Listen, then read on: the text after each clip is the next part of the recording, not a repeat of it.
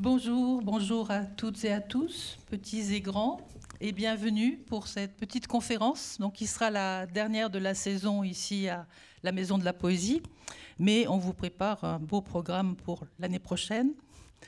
Alors aujourd'hui, nous avons le plaisir d'accueillir Aurélien Barraud.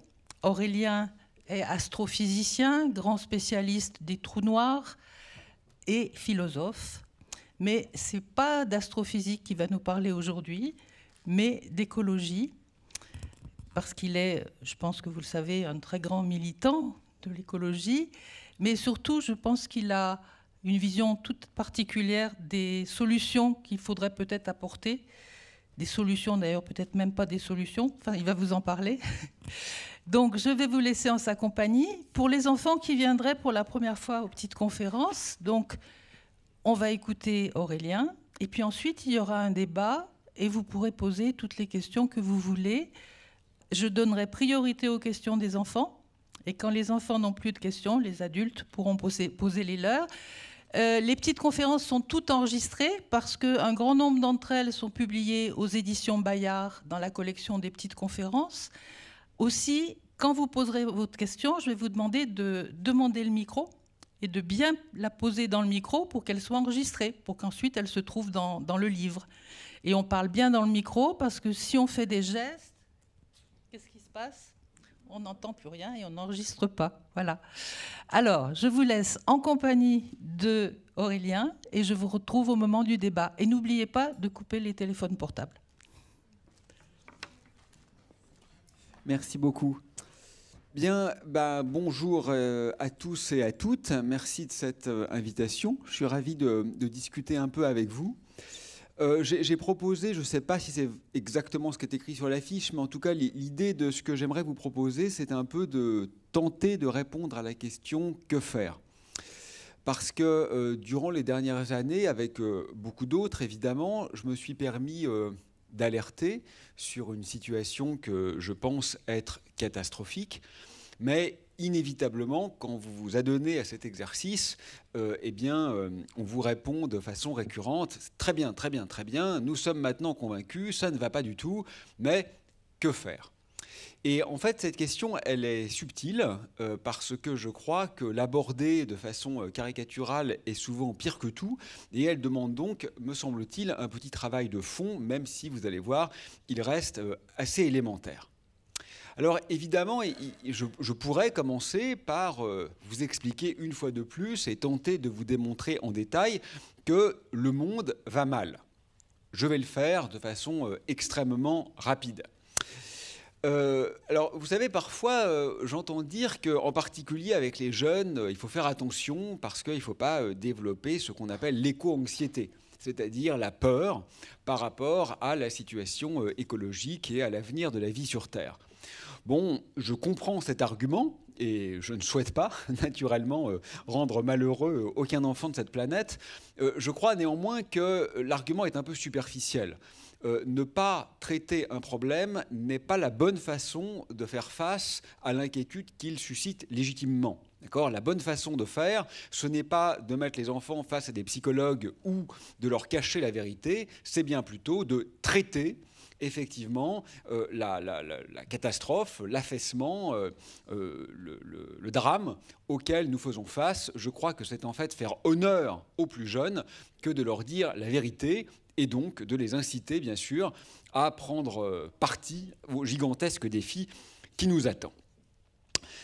Alors, je pourrais aussi introduire ce propos en vous expliquant que ça ne peut pas durer. Et je vais le faire, parce que c'est vrai que la situation actuelle n'est pas durable. Mais je pense que ce n'est pas la bonne manière de poser la question, parce que cette façon de penser est justement tributaire d'un système de valeurs, ce que les philosophes appellent une axiologie, qui est précisément celle qu'à mon sens, il va falloir dépasser. Et donc, pour résumer mon propos, je peux d'ores et déjà vous dire que bien que nous allons cheminer avec des idées parfois un peu sombres, avec des faits incontestables, parfois tragiques, je pense pourtant, et c'est la bonne nouvelle, qu'il n'y a en réalité aucune sobriété à envisager et il n'y a pas à considérer avec regret l'éventuelle transition ou révolution nécessaire. Je crois que tout à l'inverse, on peut et on doit concilier la beauté et la durée, la jouissance et la résilience. Pour reprendre les mots d'un activiste d'il y a une 50aine d'années, j'aime bien l'idée de se dire on arrête tout, on réfléchit et c'est pas triste. Et ce qui est intéressant, c'est la fin de la phrase. Le « et c'est pas triste » parce que, en fait, la situation dans laquelle nous nous trouvions n'était déjà pas réjouissante. Alors, il va falloir opérer un geste proprement révolutionnaire. Donc, on ne va pas mettre le feu à cette jolie salle, on ne va pas non plus casser les voitures en sortant, on va faire quelque chose d'encore beaucoup plus révolutionnaire que ça, on va essayer de penser. C'est-à-dire de penser hors de l'ordre et de penser hors des attendus et des règles instituées. Alors ça peut vous donner l'impression qu'il ne s'agit que d'un jeu d'intellectuels qui ne change pas grand-chose à la concrétude du monde, mais à mon avis c'est tout l'inverse en réalité. Notre frénésie souvent de matérialité et d'action concrète est le meilleur moyen de ne rien changer et de ne pas opérer les véritables révolutions structurelles.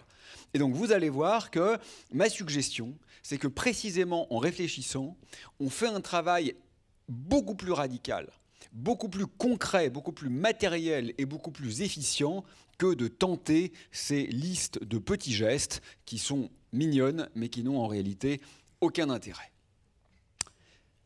Alors, pourquoi est-ce que je me permets de dire que le monde va si mal ? Alors d'abord, et je n'y reviendrai pas ensuite parce que ce n'est pas mon propos et je ne suis pas là pour ça, mais j'aimerais que chacun et chacune d'entre vous garde en tête que l'écologie n'est pas le seul problème de ce temps. On est aujourd'hui réunis pour parler d'écologie et donc on va le faire parce que c'est un très grand problème, c'est peut-être même un méta-problème, mais j'invite quand même chacun et chacune à réfléchir au-delà de la question environnementale qui nous réunit aujourd'hui parce que les tragédies ne sont pas très difficiles à trouver dans le monde qui nous entoure et je vous invite à essayer de les comprendre en détail, avec intelligence, avec finesse, au-delà des mantras journalistiques qui bien souvent en restent à la surface et réitèrent à la nausée ce qui est déjà connu et ce qui est déjà cru.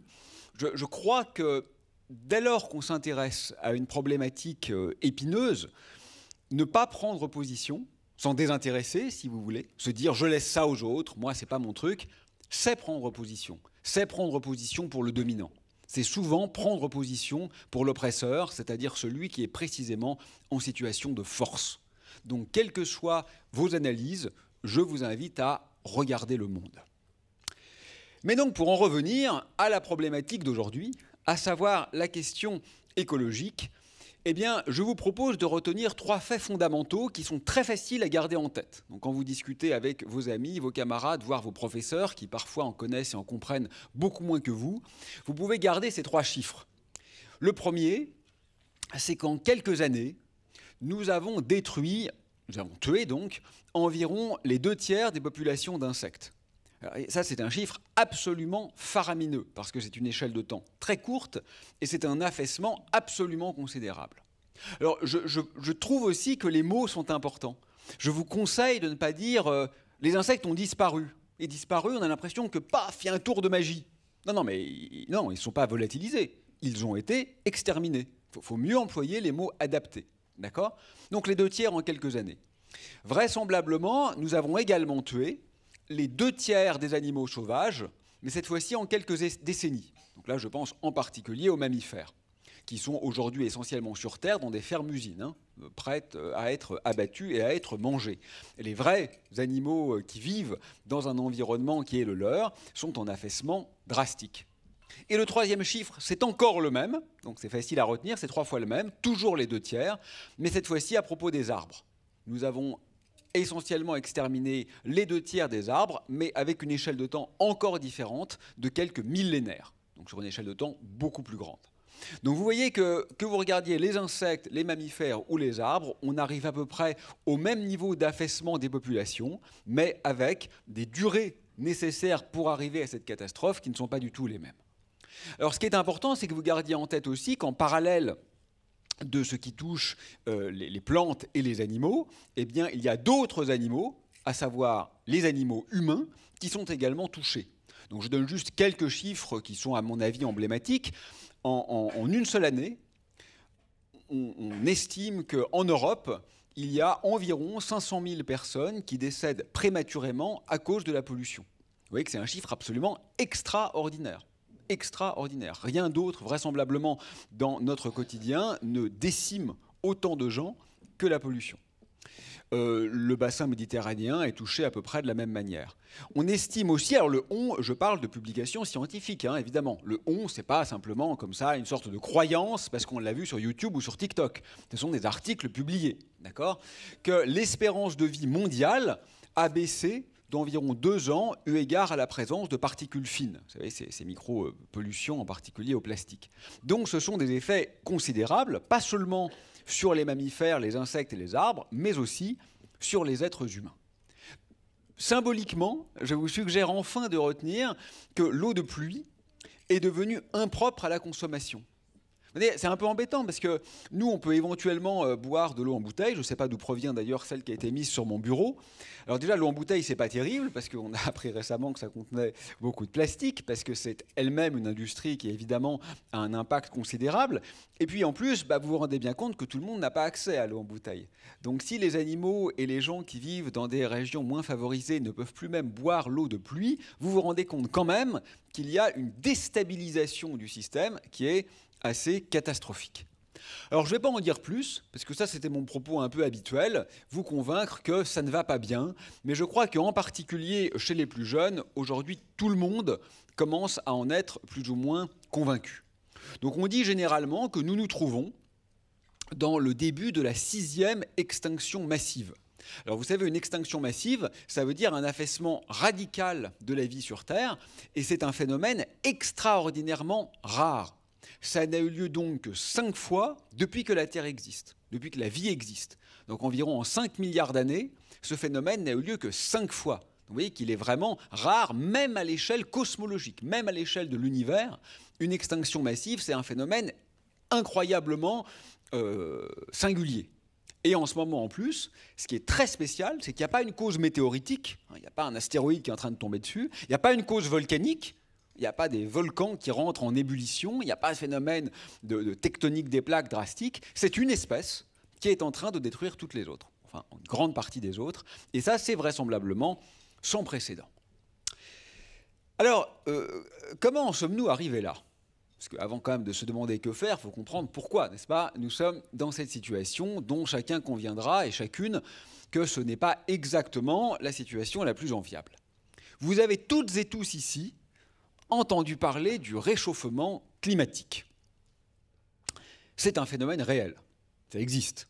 C'est un phénomène très inquiétant et c'est un phénomène qui est effectivement, sans le moindre doute maintenant, causé par les êtres humains. Toutes ces choses que vous avez lues ou entendues sont parfaitement correctes. Néanmoins, c'est très important que vous compreniez que le réchauffement climatique, ce n'est qu'un tout petit bout de l'origine du désastre. Ce que je veux vraiment vous dire avec beaucoup de solennité, c'est que quand bien même nous n'aurions pas un seul degré de réchauffement climatique, c'est-à-dire si ce problème n'existait pas, qu'on l'avait totalement réglé, ce qui n'est pas le cas, nous serions quand même dans la 6e extinction massive. Nous serions quand même dans la 6e extinction massive. Donc vraiment mon conseil, c'est ne vous surfocalisez pas sur le réchauffement climatique. C'est une arnaque d'ingénieur qui veut vous faire croire qu'on a affaire à un phénomène matériel qui attend une solution matérielle. Je m'explique pour être bien clair avec vous. Quand je parle d'arnaque, je ne veux pas dire que le réchauffement climatique n'existe pas. Il existe et il est grave. On est d'accord ? Il existe et il aura des conséquences absolument incalculable. Donc c'est vrai que c'est un problème. Ce que je veux vous dire, c'est que c'est un petit bout d'un problème encore plus grand. Donc je ne nie pas l'existence de cette difficulté, je nie le fait que ce soit la grande difficulté à laquelle faire face. Alors vous allez me dire, mais alors si ce n'est pas ça, quels sont les autres ? Les autres, on les connaît. Par exemple, ce qu'on appelle l'interruption des cycles. Vous savez que les molécules organiques en particulier, etc., les molécules d'eau, etc., se déplacent, suivent un grand cycle et reviennent généralement d'où elles viennent. Ces cycles sont aujourd'hui en train d'être interrompus. Par exemple, l'acidification des océans, le fait que la mer devienne de plus en plus acide et donc de moins en moins vivable par les poissons qui s'y trouvent. Ça n'a rien à voir avec le réchauffement climatique, ça. Les océans peuvent parfaitement être acidifiés sans que la température monte. La pollution. Oui, la pollution, quand vous balancez du plastique dans la mer, ça n'a rien à voir avec le réchauffement climatique. Ça ne veut pas dire que la température monte. Vous pouvez déverser des produits chimiques dans une rivière. La rivière n'est plus habitable par aucun de ses habitants normaux, par les petits mammifères qui sont là, par les poissons, par les batraciens, par tout cet écosystème. Et pour autant, vous n'avez pas rejeté de gaz à effet de serre. Vous n'avez pas réchauffé l'atmosphère. Mais vous avez quand même détruit la rivière. Vous commencez à comprendre ce que je veux dire. Je pourrais aussi mentionner l'artificialisation des terres et ce qui est lié, la destruction des habitats. Aujourd'hui, c'est ça le plus grand problème. C'est le fait que les vivants non humains, et certains humains d'ailleurs, mais je vais parler essentiellement des animaux, n'ont plus d'endroit pour vivre. Quand vous avez rasé la forêt, tous les animaux de la forêt meurent. Ça n'a rien à voir avec le réchauffement climatique. Ce n'est pas une question de température. Même si la température est fraîche, quand les animaux ne peuvent plus habiter, ils meurent. Vous comprenez que le problème est infiniment plus vaste que ce qu'on tente de nous faire croire. Je pourrais donner encore beaucoup d'autres exemples. La surexploitation des ressources, rien à voir avec le réchauffement climatique. Quand on utilise plus que ce qu'on a à disposition, ça ne tient pas très longtemps.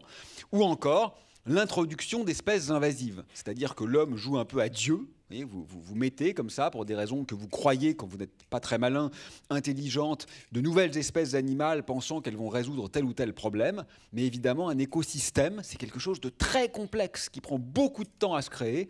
Et si vous introduisez artificiellement des espèces qui sont parfaitement adaptées à un environnement donné, généralement, elles prennent le dessus sur tous les autres, ça rompt les équilibres, et c'est la catastrophe. Rien à voir avec le réchauffement climatique. Vous entendez aussi parfois parler de chute de la biodiversité. J'aime pas tellement ce mot, moi. D'abord, je trouve ça pas beau. Biodiversité, pour parler de la vie, vous voyez, on est déjà dans la logique comptable. On va compter les espèces, on va compter, on va faire des tableaux Excel. Bon, moi, j'aime pas ça. Je trouve que c'est déjà raté le problème. Mais quand bien même on passe outre cette formulation inadaptée, je veux pas la mentionner, la chute de la biodiversité. Pourquoi ? Parce que c'est pas grave. Mais si, bien sûr, c'est grave. C'est même ce qu'il y a de plus grave, en fait. Mais si vous dites c'est une des causes du problème, vous vous trompez, je crois. Parce qu'en fait, ce n'est pas une cause du problème, c'est le problème. Et on dit comme s'il y avait les océans sont acides, ça c'est une cause. Les océans sont acides, donc les poissons meurent. La cause, c'est les océans sont acides, la conséquence, c'est les poissons meurent. Mais si vous mettez la chute de la biodiversité comme une cause, c'est très bizarre. Ce n'est pas une cause, en fait, c'est une conséquence. C'est ça notre problème. Vous savez, mes collègues spécialistes disent que nous sommes dans une situation, pas des militants, des chercheurs et des chercheuses, je cite, d'anéantissement biologique global. Anéantissement biologique global, destruction globale de la vie. Mais ça, ce n'est pas la cause du problème, c'est le problème lui-même. Et c'est un peu comme si vous étiez un médecin, vous dites, alors il y a des symptômes, il a des boutons, il a de la fièvre, il est mort. Non, mais il est mort, ce n'est pas un symptôme. Il est mort, c'est ce contre quoi le médecin lutte. Vous ne pouvez pas mettre la mort au même titre qu'avoir la peau un peu rouge et une douleur dans le ventre. Vous voyez, ce n'est pas la même chose. C'est l'enjeu fondamental de ce contre quoi nous luttons. Alors c'est important, ces fautes catégorielles. Parce que vous voyez, il y a l'arnaque climatique. Je le dis une dernière fois, parce que sinon il y a des gens qui vont prendre juste le mot arnaque climatique, qui vont le mettre sur TikTok et qui vont dire « Aurélien Barraud ne croit pas au réchauffement climatique ». Si, j'y crois, dur comme fer, il n'y a aucun doute là-dessus. Mais l'arnaque qui nous fait penser que c'est le seul problème, parce que ça ressemble à un problème technique, et on adore les problèmes techniques, et on se dit on va inventer des grands absorbeurs. Alors, spoiler, c'est pas possible. Deuxième spoiler, ça ne résoudrait pas la catastrophe dans laquelle on est. C'est ça que j'essaye de vous montrer.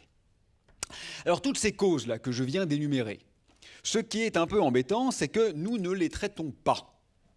Alors, celle sur laquelle on se surfocalise plus que toutes les autres, c'est donc, comme je viens de le dire, les émissions de gaz à effet de serre et la température globale du globe qui augmente. Ça, c'est celle dont on parle le plus. Vous savez, il y a des COP, c'est des grandes conférences internationales qui essayent de rendre les choses un peu moins dramatiques.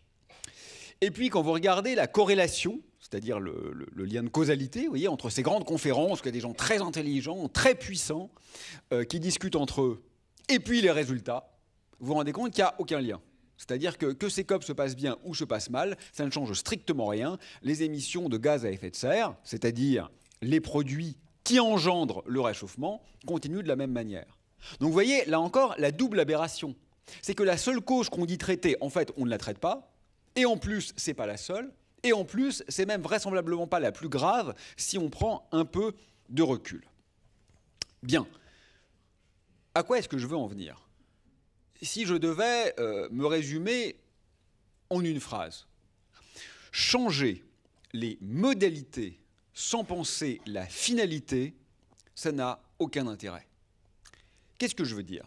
Je veux dire que si vous voulez aller dans l'enfer, vous jetez dans le feu là, et vous vous demandez est-ce que j'y vais en ligne droite, est-ce que j'y vais en slalomant, j'y vais en voiture, j'y vais en ski, j'y vais en roller, mais on s'en fout si à la fin vous allez dans l'enfer. C'est ça que je veux dire. Ce qui est très étonnant, c'est que notre civilisation est très capable, très forte, très motivée pour penser les modalités. Comment on fait ? Comment on fait ? Comment on fait ? Mais elle ne se demande pas où on va, où on veut aller. Est-ce qu'on a réfléchi 2 minutes à la destination souhaitable ? Et donc, à mon humble avis, à la question « que faire ?», la première réponse, c'est de comprendre qu'il est insuffisant de se focaliser sur la pérennité. La pérennité, ça veut dire le fait de pouvoir durer.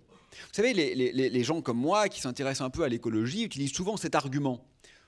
La situation n'est pas tenable. Mais c'est vrai que la situation n'est pas tenable.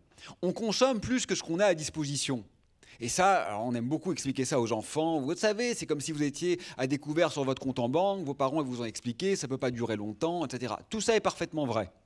Tout ça est parfaitement vrai, c'est parfaitement juste, il faut le dire et le redire.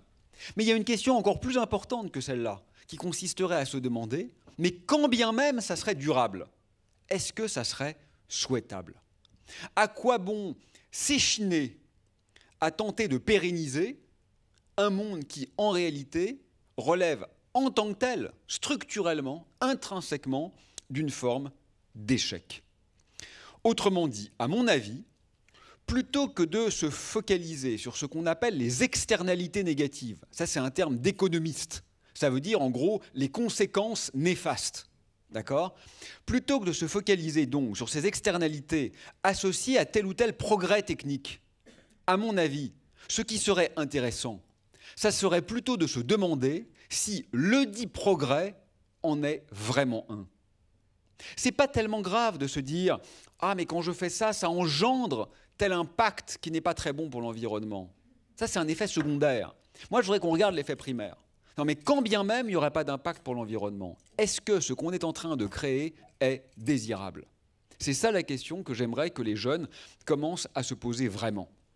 Alors, je vais donner un exemple, celui de l'intelligence artificielle. Alors, je vais le présenter de façon biaisée. De toute façon, tout ce que je vous dis est biaisé. Alors là, il y a des parents qui commencent à se dire « Oui, mais il est militant quand même, il endoctrine nos enfants. » Bon, d'abord, je suis un gentil, donc je ne vais pas les endoctriner, je vais juste les secouer un peu. J'ai des enfants aussi, donc ça sera affectueux. Et ensuite, si vous voulez, c'est bien que vous ne soyez pas d'accord avec moi. Je ne vous demande pas de me croire sur parole. Moi, je vous demande de remettre en cause vos certitudes. Et si on n'est pas tout à fait d'accord, tant mieux.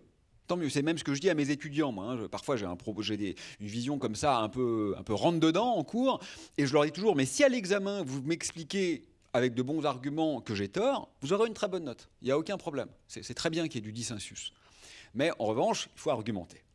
Alors, je prends un exemple que je présente à ma sauce, celui de l'IA, l'intelligence artificielle. On se demande en ce moment s'il faut décarboner l'IA. Alors vous savez ce que ça veut dire, le carbone, ça veut dire CO2, c'est le gaz le plus probablement impactant en termes de réchauffement climatique. Donc quand les gens parlent de décarboner l'IA, ce qu'ils veulent dire, c'est on continue à faire de l'intelligence artificielle, mais comme on est des gentils, on va faire en sorte qu'elle n'émette pas de gaz à effet de serre, qu'elle n'émette pas de CO2, et que donc elle ne contribue pas au réchauffement climatique. Alors là encore, comme tout à l'heure, premier spoiler, ils ne vont pas y arriver. Parce que ça consomme énormément le numérique. Donc quand on vous dit on va faire du numérique qui ne consomme pas ou qui n'émet pas de CO2, ça peut être vrai localement, parce qu'on a une source d'énergie nucléaire ou une source d'énergie éolienne ou que sais-je. Mais à l'échelle globale du monde, ce n'est pas vrai. Mais deuxième spoiler, quand bien même ils y parviendraient, je ne crois pas que nous serions heureux. Et j'essaye de l'argumenter un peu. Alors je vous pose des questions, mais c'est ce qu'on appelle des questions rhétoriques. C'est-à-dire que normalement, je les pose d'une manière telle que je sais la réponse que vous allez donner. Alors, si je me trompe, vous me le direz dans les questions à la fin, c'est que je n'ai pas été convaincant. Mais donc, ma vraie question, c'est, indépendamment, d'accord, du fait que ça consomme, que ça pollue, que ça émet du CO2, croyez-vous que ce soit souhaitable de développer des algorithmes, c'est-à-dire des programmes, des calculs, d'accord, qui produisent pour nous un monde qui est normé, qui est prévisible, qui est sans exubérance, sans protubérance, c'est-à-dire, pour le dire clairement, qui est lissé, sans bifurcation, sans imprévu, qui est aussi adapté à la surveillance de masse, parce qu'évidemment c'est très facile d'utiliser ces outils à de mauvaises fins, et qui est formaté à la rentabilité, ce qui est quand même généralement la motivation première du développement des IA. Est-ce que vous voulez, sincèrement, que les publicités que vous recevez soient ciblées pour décupler vos addictions? Vous voyez ce que ça veut dire, hein? Vous êtes un peu accro à tel produit, vous savez bien que vous en avez déjà trop, que ça ne sert à rien, que ça prend tout votre argent de poche, mais les publicités vont faire en sorte de vous rendre encore plus dépendant de ce truc-là. Est-ce que c'est ce que vous souhaitez? Souhaitez-vous aussi que ces mêmes algorithmes vous envoient du contenu pseudo-informationnel qui sont choisis pour conforter nos convictions? Je vais être clair là encore. Vous savez peut-être qu'il y a des gens qui pensent ou qui font semblant de croire que la Terre est plate. Bon, et ben, quand ils vont sur YouTube et qu'ils regardent des vidéos qui disent que la Terre est plate, au bout d'un moment, l'algorithme de YouTube ne leur propose plus que ça. Parce que YouTube se dit, c'est ça qu'ils ont envie d'entendre. Donc on va leur dire ce qu'ils aiment entendre, parce que du coup, ils cliquent plus. Ils génèrent de la rentabilité, puisqu'ils regardent les publicités, ils génèrent du profit, et donc on leur donne cette information-là. Moi, je vois mes enfants, par exemple, dans leur smartphone, quand on regarde les publicités, les informations même que donne Google, mais ils ne sauraient rien de ce qui est important dans le monde aujourd'hui. Ils ne sauraient pas qu'il y a des guerres dévastatrices en ce moment dans le monde. Parce qu'on va leur proposer quoi? Les trucs sympas sur lesquels ils aiment cliquer. Mais vous voyez que ça biaise terriblement votre compréhension du monde dans lequel vous vous trouvez. Est-ce que vous souhaitez que quand vous serez un peu plus âgé, vos curriculum vitae, c'est là où vous expliquez un peu qui vous êtes, soient lus par des machines, ce qui est en train de se faire, et non plus par des gens? Est-ce que vous souhaitez que vos désirs soient anticipés et que donc ils ne s'expriment plus? Est-ce que vous souhaitez que vos assurances soient calculées, là encore, par des ordinateurs en fonction de vos vulnérabilités? Pour le dire clairement, si votre papa a eu un cancer, vous paierez plus cher. Bah oui, parce que vous avez plus de chances d'en avoir un. Est-ce qu'on trouve ça juste et souhaitable? C'est déjà à l'œuvre dans certains pays. Est-ce que vous souhaitez que vos petites amies ou petits amis, que vos amants, vos amoureux, soient sélectionnés par des machines? C'est déjà le cas. Vous savez que dans votre fil d'actualité Facebook ou Insta, vous ne voyez pas tout le monde. Vous voyez qui? Ceux qui ont été décidés par les machines. C'est avec ceux-là que vous allez parler, c'est avec ceux-là que peut-être vous aurez plus tard des enfants. Ce sont donc des machines qui choisissent avec qui nous nous réunissons. Est-ce que quand vous aurez des problèmes, vous avez envie qu'un agent conversationnel vous réponde? Vous êtes peut-être trop jeune, mais vos parents ont déjà fait l'expérience d'aller sur un site web, vous avez une question, et vous voyez que ce n'est pas un vrai humain, c'est une machine. Vous tentez la question, vous n'avez jamais la réponse. Jamais. Vous avez juste perdu 10 minutes. Est-ce qu'on désire qu'il en soit ainsi? Est-ce que vous voulez que les frappes militaires soient, comme c'est actuellement le cas, concoctées par des ordinateurs? Quand on voit les résultats, il y a quand même de quoi se poser des questions. Moi, je crois que l'intelligence artificielle, c'est en fait un effondrement de notre puissance d'être, c'est-à-dire de ce qui nous définit en tant qu'humains. Et je crois qu'il est beaucoup plus intéressant que nous nous interrogions sur la direction dans laquelle cheminer, plutôt que de tenter d'amoindrir, généralement sans y parvenir, les effets de cette frénésie productiviste. Autrement dit, est-ce que l'immense majorité de ce qu'on appelle, sans même y réfléchir, des avancées technologiques ne constituent pas, du point de vue de ce qui compte vraiment, c'est-à-dire votre cerveau et pas le contenu de mon téléphone, une immense régression? Et donc, à quoi bon essayer de limiter les dégâts quand c'est en fait l'objet lui-même qu'il faudrait vraisemblablement remettre en cause? Pour le dire de façon caricaturale et que vous compreniez bien ce que je veux dire, l'homme que je crois être parmi les plus nuisibles au monde, Elon Musk, est en train d'essayer d'inventer une interface homme-machine où vous n'aurez même plus besoin de taper sur votre téléphone, ça se passera directement par votre pensée, avec des électrodes implémentées dans le cerveau. La question que je vous pose, c'est pas est-ce que ça va faire mal, c'est pas est-ce que ça va coûter cher, c'est pas est-ce que ça va émettre du CO2, c'est pas ça les questions intéressantes. C'est quand bien même ça serait gratuit et non polluant. Ça ne sera pas le cas, hein, soyez-en certains. Mais quand bien même ça serait gratuit et non polluant, est-ce que vous préférez marcher pour de vrai dans une vraie forêt ou rester dans votre canapé à manger du pop-corn et avoir l'impression de marcher dans une vraie forêt? C'est ça la question civilisationnelle qui nous attend. C'est à ça que vous devez répondre. Et faites attention, parce que c'est addictif ces trucs, on le sait tous. Et donc il faut répondre avec intelligence et circonspection. Donc la première réponse que je vous propose, c'est il faut penser, parce que penser, c'est agir. Penser, ce n'est pas abstrait. C'est, à mon avis, le geste le plus concret qui soit. Moi, ça m'agace un peu. J'ai aucun problème avec les gens qui ne sont pas d'accord avec moi. Il y en a plein, rassurez-vous. Pas de problème. Mais les gens qui me disent, mais en fait, ils ne proposent rien.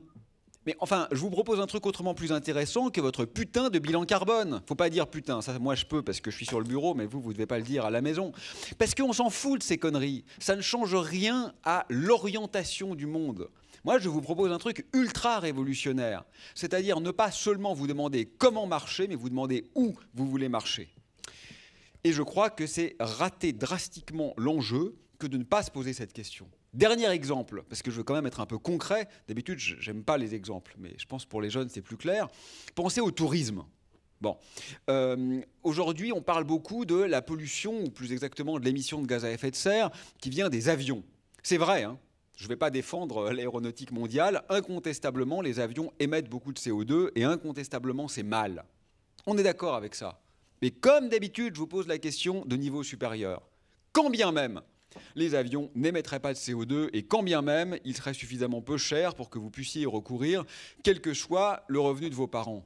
La question est, cette manière que nous avons, il y aura des exceptions dans la salle, hein, mais tendanciellement, de consommer de l'exotisme, de consommer de la montagne, de consommer de la plage, de consommer de l'hôtellerie, où vous allez vous retrouver essentiellement à l'autre bout du monde. Une fois de plus, je ne parle pas des exceptions. Il y a des gens ici, c'est sûr, qui ont un vrai rapport authentique à l'altérité. Ça, c'est respectable. Je parle de quiconque va passer une semaine de vacances en optimisant effectivement les frais pour se retrouver dans un hôtel où essentiellement il vit de la même manière que chez lui, mais avec l'impression de toucher une altérité qu'il est en réalité en train de détruire par sa seule présence, même sans émission de gaz à effet de serre.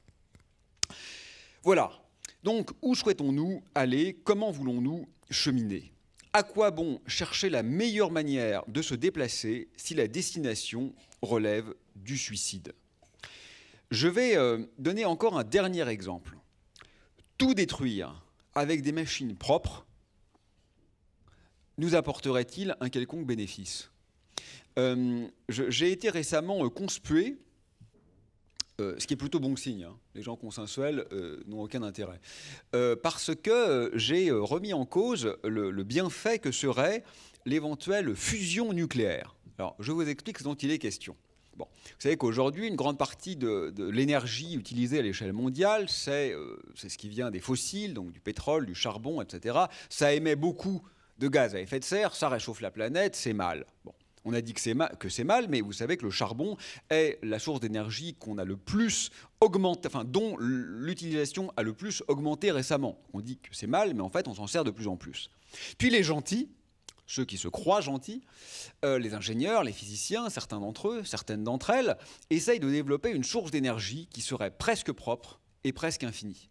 Et cette source, c'est ce qu'on appelle la fusion nucléaire. Ce n'est pas celle qui est utilisée aujourd'hui dans les centrales. Aujourd'hui, dans les centrales, c'est la fission nucléaire. On casse des gros noyaux. La fusion, c'est on prend essentiellement de l'hydrogène et on fait de l'hélium, comme dans le Soleil. Alors la fusion, si ça marche, c'est vrai. Si ça marche, hein, parce qu'on n'en est pas là. Mais si ça marche, c'est vrai que ça sera très peu polluant, beaucoup moins en tout cas que ce qu'on a aujourd'hui.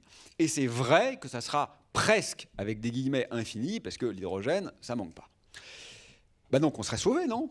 Si les ingénieurs arrivaient à nous concocter ça, qu'est-ce que ça serait bien? On aura une énergie presque infinie et presque propre. à mon humble avis, ça serait pire que tout. Mais je suis sincère, là, c'est pas une posture d'intellectuel critique qui est systématiquement négatif ou que sais-je. Moi, je suis pas du tout négatif, hein, je suis enchanté par le monde. Enchanté. J'ai marché tout à l'heure, là, j'ai trouvé que tout était beau, en fait. Bon. Donc, je suis pas du tout négatif, moi. Je trouve qu'on habite une planète extraordinaire. Mais soyons un tout petit peu honnêtes, vous n'avez déjà plus l'âge des bisounours. Aujourd'hui, on utilise l'énergie pour tout raser. Le plus grave aujourd'hui, ce n'est pas que cette énergie, elle émet du CO2 et que ça réchauffe un peu la planète. Ça, c'est une conséquence secondaire. Le plus grave, c'est ce qu'on fait avec l'énergie. Qu'est-ce qu'on fait avec l'énergie? On rase la forêt, on fait un parking de supermarché. Et imaginez que maintenant, grâce aux gentils, on va le faire avec de l'énergie propre. Super. On aura un parking fait à l'énergie propre. On n'aura quand même plus de forêt. Mais imaginez qu'en plus, elle soit presque gratuite, cette énergie. Ah, à ce moment-là, on va peut-être pas en faire qu'un seul. On va peut-être en faire 10. On n'aura peut-être plus de forêt du tout. Mais évidemment que c'est ce qui va se passer. Alors, bien sûr, une partie de l'énergie est utile. Hein. On est content de se chauffer en hiver. On est content de pouvoir manger. On est content de pouvoir se loger pour la plupart d'entre nous. Évidemment que personne ne veut revenir à l'âge des grottes ou que sais-je, ou des cavernes, comme disent ceux qui souhaitent caricaturer les écologistes. Bien sûr que personne ne veut ça. Et bien sûr qu'il y a des pays dans le monde où il serait souhaitable que les populations aient un peu plus d'énergie. Mais je parle ici en France à des Français. Enfin, en tout cas, des gens qui habitent en France. Et il se trouve que pour nous, aujourd'hui, la question, c'est qu'est-ce qu'on veut faire de l'énergie? Ce n'est pas disposer de plus d'énergie. Si vous voulez, nous sommes en train, par exemple, de totalement dévaster les fonds marins. C'est encore pire qu'en surface, ce qui se passe dans les fonds marins, parce qu'on ne le voit pas. Donc ils se croient autorisés à tout faire pour aller chercher les métaux rares qui sont en particulier dans nos téléphones portables. Quand on aura une énergie propre et infinie, qu'est-ce que vous croyez? On va s'arrêter d'un seul coup? Ah bah maintenant qu'on peut le faire et qu'on peut le faire gratuitement, ah bah on le fait plus. Non mais soyons un peu sérieux. Soyons un peu sérieux. La question à poser aujourd'hui, ce n'est pas de trouver une énergie propre, c'est de savoir ce qu'on veut faire avec l'énergie. Si l'énergie est utilisée pour sauver les gens qui meurent de faim, parfait. Parfait. Je pense que ça mérite le travail entrepris. Mais ce n'est pas vrai. Ce n'est simplement pas vrai pour ce qui se passe en ce moment. Je vous donne encore un dernier exemple pour vous montrer à quel point penser, c'est concret. Les gens qui sont dans le monde économique aiment bien essayer d'être vertueux et de repenser le fonctionnement de l'entreprise. Mais c'est parfait, ça. Essayer d'émettre un peu moins de CO2. Alors, je ne sais pas, moi, au lieu d'utiliser du plastique, on va utiliser un truc recyclé. Parfait, parfait, c'est très bien. Mais la vraie question, c'est pas ça. C'est à quoi sert l'entreprise? Qui se pose cette question? J'ai discuté récemment avec des chefs d'entreprise, des gens très diplômés, et ça ne s'était jamais posé la question. Mais sérieusement, mec, t'es polytechnicien, t'as bac plus 18, t'as 10 000 personnes sous tes ordres, et tu t'es jamais demandé à quoi ça sert ce que tu fais? Ben non. C'est pas parce qu'ils sont bêtes, c'est parce que le système ne nous permet pas de poser la question. C'est ça qui est intéressant. C'est pas se demander comment émettre 5% de CO2 en moins, c'est de se demander, cette entreprise, en fait, elle sert à quoi? Quelle est sa finalité? Si on n'interroge pas la finalité, c'est le fric, c'est le profit. Si on ne pose pas la question, c'est automatiquement ça la finalité. Mais on n'est pas obligé de le faire. C'est rare, mais il y a des chefs d'entreprise qui ne le font pas. Qui se disent, par exemple, moi, la finalité, c'est le bonheur des salariés. Pas des clients, hein, ça c'est bidon, ça ne marche pas, mais des salariés. Chaque orientation stratégique que je prends, c'est pour faire en sorte que les gens qui passent la porte de mon entreprise, demain, soient plus heureux. Et ce qui est dingue, c'est que ça paraît évident, en fait, en se disant, bah oui, enfin, c'est pas déjà le cas? Eh ben non, c'est pas déjà le cas. Et en fait, quand on le fait, ça change tout. Et c'est là où vous voyez que penser, c'est radical et révolutionnaire. Bon, j'espère vous avoir convaincu. Alors, vous voyez que ce qui est chouette pour vous, là, les jeunes, c'est que vous êtes celles et ceux qui n'ont pas le choix. Parce que tout le monde a voulu changer le monde, mais vous ne pouvez pas faire l'économie de cette révolution. Sinon, ça va très mal se passer pour vous. Et pour pas que vos parents m'engueulent, je ne vais pas rentrer dans le scénario catastrophe. Donc, ça tombe plutôt bien, parce que finalement, et c'est mon message, et c'est là où, pour une fois, je suis optimiste, ce qui était en train de rendre cette planète invivable était aussi finalement ce qui nous rendait malheureux. Voilà. Et donc, je crois qu'on pourrait peut-être faire d'une pierre deux coups, c'est-à-dire s'autoriser l'inenvisagé. Non pas pour construire un monde de folie et de délire, mais au contraire, pour revenir à l'évidence que néanmoins nous avions oubliée. Et si l'imagination vous manque, et que vous vous dites « Ah bah oui, bah ok, il a raison, un tout autre monde, ça serait mieux », Mais lequel? Après tout, que faire d'autre? Ce qu'on fait là, c'est ce qu'on sait faire. C'est ce qui nous définit en tant qu'humains. Ne dites pas ça. C'est faux, c'est pas vrai et c'est même un peu raciste. Pourquoi? Parce que d'autres civilisations, beaucoup d'autres civilisations, ont habité cette planète sans partager notre folie de prédation et presque de nécrophilie, c'est-à-dire d'amour de la mort. En fait, nous sommes quasiment les seuls à nous comporter comme ça. Donc ne vous dites pas, le reste est impossible. En fait, ce n'est pas vrai. Lisez un peu de ce qu'on appelle l'ethnologie ou l'anthropologie, et vous verrez que l'essentiel des êtres humains qui ont habité cette planète n'étaient pas comme nous et ne partageaient pas notre rapport à l'environnement. C'est une fable, c'est un mensonge de l'Occident contemporain que de tenter de nous faire croire qu'aucun ailleurs n'est possible. Et cette interrogation quant à la direction, à la finalité, moi je crois que ce n'est pas du tout un délire de rêveur, je crois que c'est en fait, au contraire, une question hyper rationnelle. Vous savez peut-être que nous sommes les héritiers de ce qu'on a appelé en Grèce ancienne le logos. Logos, c'est un mot qui veut dire plein de choses, mais qui veut dire avant tout la raison. Et c'est vrai que nous sommes les héritiers et héritières du logos, mais je voudrais vous dire pour le meilleur et pour le pire. Pour le meilleur, parce que c'est de là que viennent nos sciences, par exemple. Moi, j'aime les mathématiques, j'aime la physique, j'aime la biologie, et je vous incite à les aimer aussi. Mais également pour le pire, parce qu'on a oublié que cette forme-là de raison n'était pas la seule possible. Et pourtant, d'autres civilisations, pensez à l'Égypte par exemple, avaient précisément développé d'autres rapports au monde qui étaient tout aussi intelligents et peut-être moins prédateurs. Bien. Alors, à ce stade, vous êtes en train de vous dire, bon, pourquoi pas, mais ça reste quand même très abstrait tout ça. Vous n'avez pas tort. Si vous voulez que je me mouille un peu plus que ça, et au-delà de vous dire pensez, déconstruisez, remettez en cause, interrogez-vous, vous me dites, bon, très bien, mais alors, et vous? Pourriez-vous m'objecter, si vous vous posez cette question, vous répondez quoi? Parce que c'est bien les questions, mais de temps en temps, des réponses, c'est pas mal non plus. Alors, je vais vous donner un exemple de ce que je crois être la meilleure réponse possible, moins sur la finalité, parce que ça, je pense que ça me placerait dans une posture presque de gourou, si vous voulez, que je n'ai pas envie d'accepter. Je n'ai pas à vous dire où vous voulez aller, ça c'est votre problème, c'est une question démocratique, ce n'est pas à moi d'y répondre pour l'ensemble des citoyens et citoyennes, mais en revanche, je vais revenir sur la question de la modalité en la subvertissant un peu, c'est-à-dire en la détournant un peu de son rôle subalterne, n'est-ce pas, que j'évoquais tout à l'heure. Autrement dit, plutôt que se demander que faire, revenons un instant au comment faire. Et demandons-nous s'il n'y a pas une manière de penser le comment qui en fait infléchit le vers où. Vous voyez ce que je veux dire ou pas? Tout à l'heure je vous disais ça ne sert à rien de se demander comment si on va toujours au même endroit. Je maintiens ça. Mais je crois qu'il y a une certaine manière de changer tellement le comment qu'en fait on ne pourra plus aller dans l'enfer. On ne pourra plus aller au même endroit. Ça c'est ce que j'appelle une subversion. Et ma réponse, c'est d'essayer de penser poétiquement. Alors je vais m'expliquer. Là, vous vous dites, oh là là, la poésie, c'est quoi? C'est les 3 vers de Ronsard que j'ai dû apprendre par cœur l'année dernière en 6e, c'était chiant. D'abord, vous avez tort, c'est pas chiant, c'est très beau, Ronsard. Mais c'est pas de ça dont je veux parler. Ça, c'est la poésie.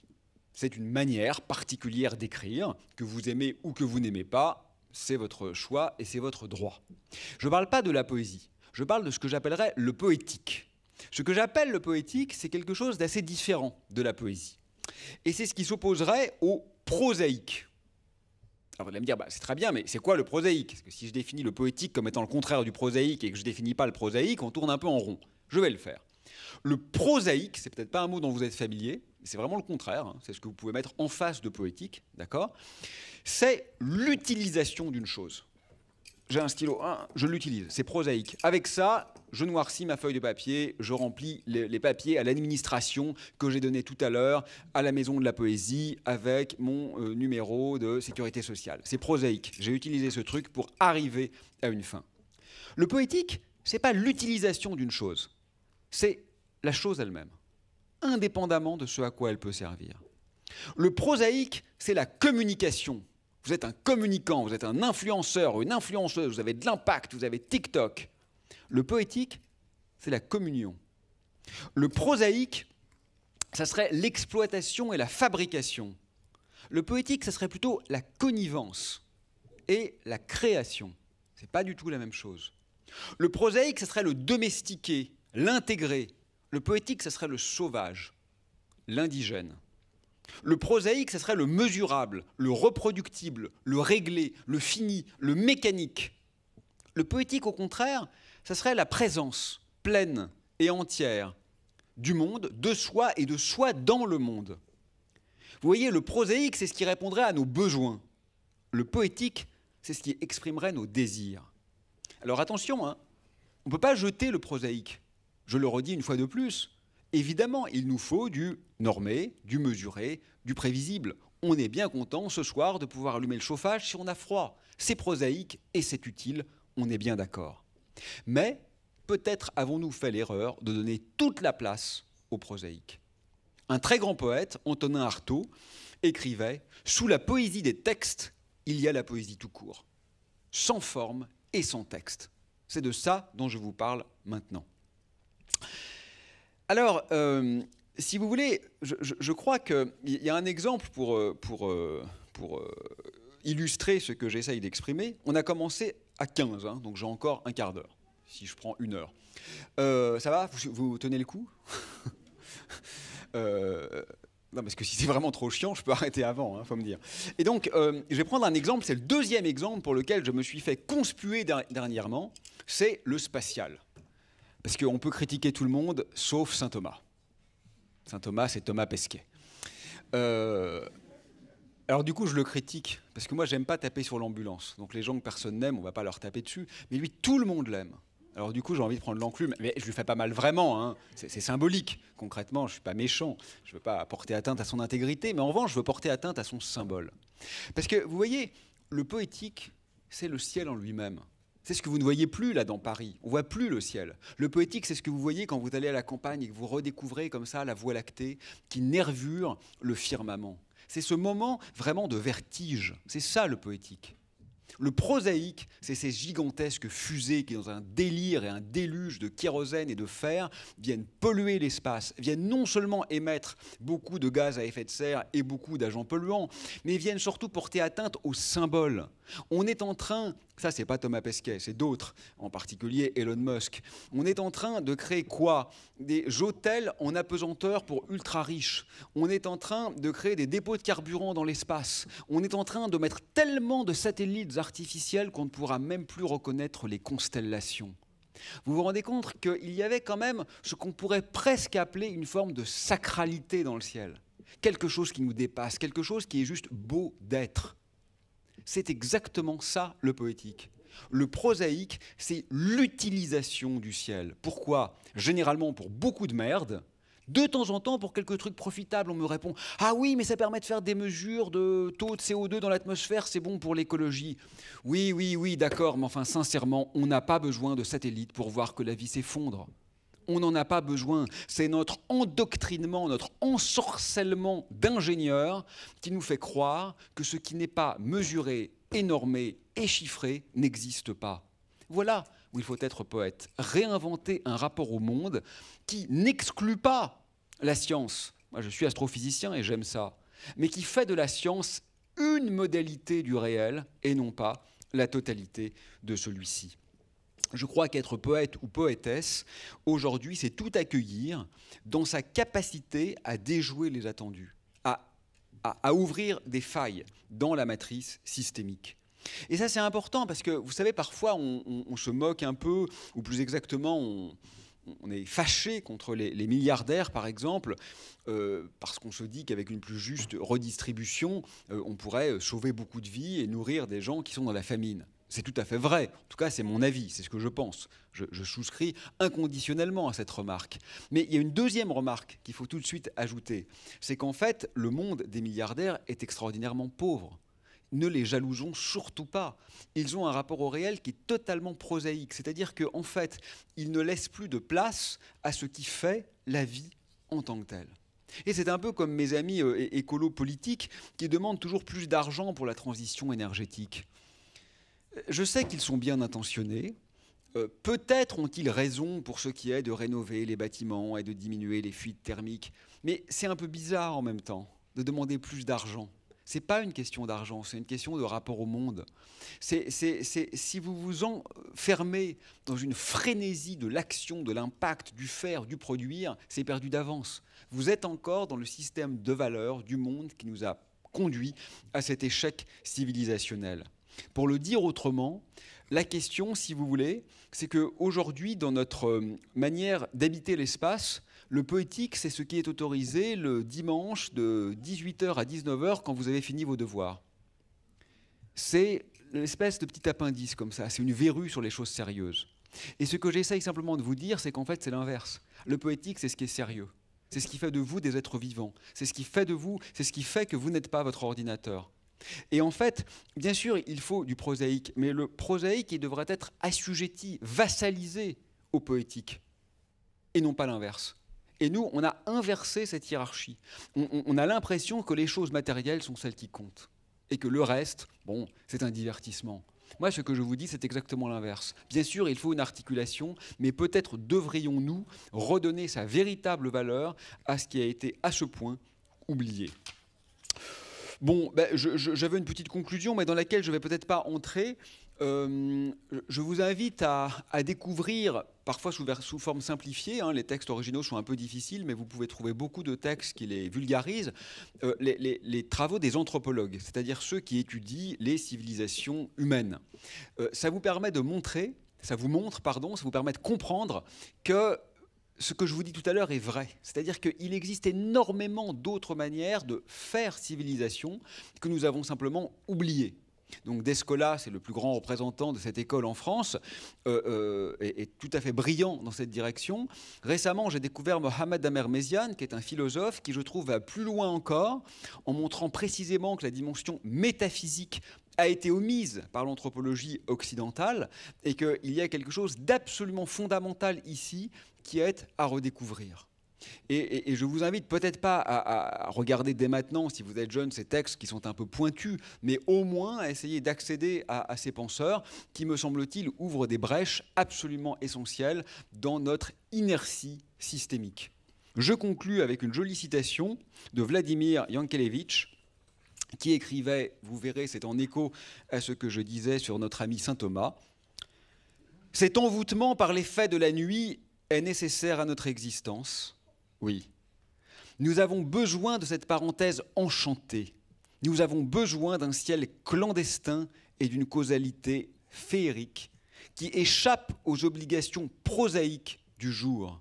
Nous avons besoin de cette poussière des scintillements et des constellations où s'embrouillent les chevaux des déterminismes, où s'enchevêtrent les fils de la causalité. » Et ça, c'est très exactement ce que la conquête spatiale est en train de détruire. On ne peut pas aimer le ciel et l'espace. Soit on aime le ciel, soit on aime la conquête spatiale, mais l'un est l'opposé de l'autre. Merci.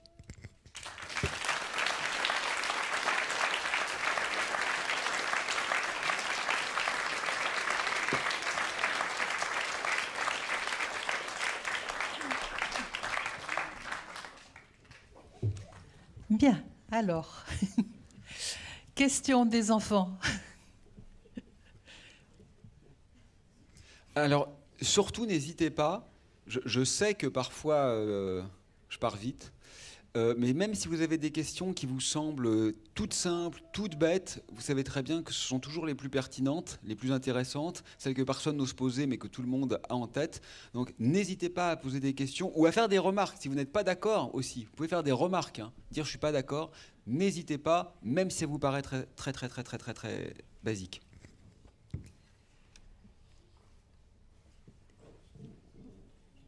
Alors, qu'est-ce qui se lance, qui commence ?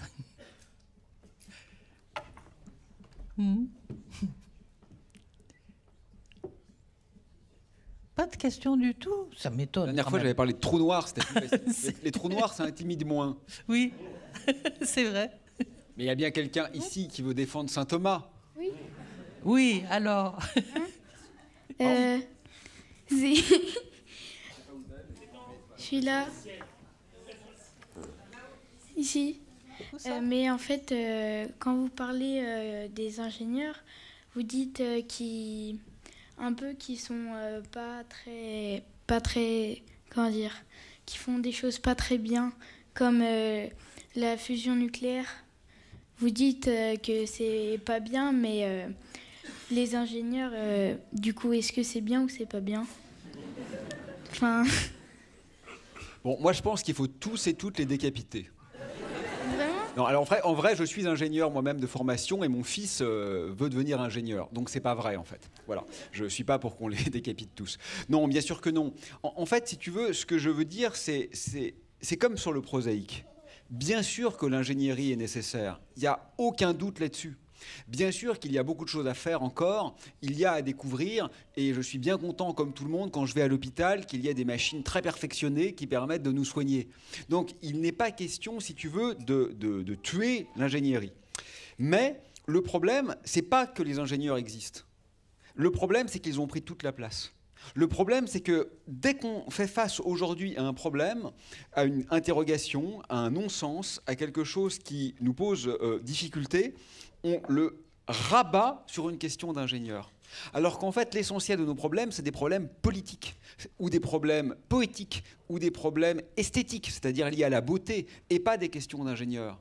Tu vois, quand il y a un conflit, par exemple, et qu'il y a une guerre, c'est pas très intéressant de faire des bombes qui sont issues du commerce équitable, ou qui sont en matériaux biologiques. Non, la question c'est, est-ce que oui ou non, on veut se taper sur la gueule et faire mourir des enfants? C'est une question politique, c'est pas une question ingéniérique. Et je trouve qu'aujourd'hui, si tu veux, c'est pas, bien sûr, la faute des ingénieurs.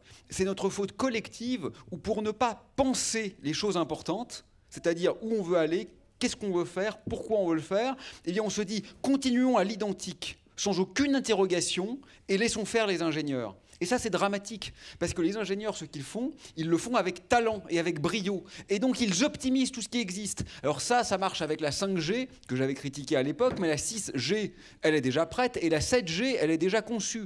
Donc, en fait, les ingénieurs, ils font des trucs, ils font des trucs, ils font des trucs. En fait, ça sert à rien. Si vous vous rappelez de la 4G, la génération d'avant de téléphonie mobile, on pouvait faire exactement la même chose.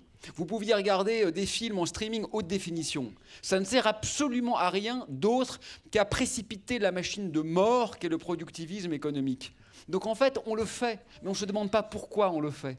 Donc ma réponse, si tu veux, c'est que bien sûr, les ingénieurs sont légitimes, mais qu'il faudrait qu'eux aussi réfléchissent à la finalité, et il faudrait qu'eux aussi fassent leur métier en poète. Alors quand je dis il faudrait, c'est un peu prescriptif, après tout ils font ce qu'ils veulent. Mais moi je crois qu'on peut tout faire en poète. Parce que bien sûr qu'on peut faire de l'ingénierie en poète. C'est-à-dire avec ce que j'expliquais tout à l'heure, ce qui s'extrait de la production aveugle. On peut tout faire en poète et on peut tout faire au contraire en contre-poète. Y compris l'astrophysique. Hein. Moi mon métier, on pourrait se dire ah bah l'astrophysique c'est magnifique. Pas du tout. Pas du tout. Les astrophysiciens, et moi le premier, on est prisonniers du productivisme, on fait des articles, on fait des conférences, on fait des formations, on est pris dans la machine. Très rares sont celles et ceux qui font leur métier en poète. Et donc à mon avis, le vrai problème, c'est pas l'ingénierie, c'est la manière dont on l'a fait. D'accord.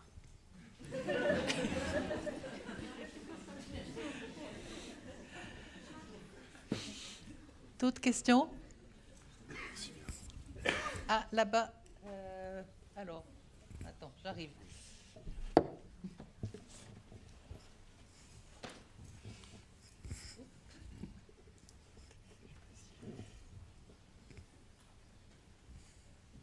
C'était qui? Oui.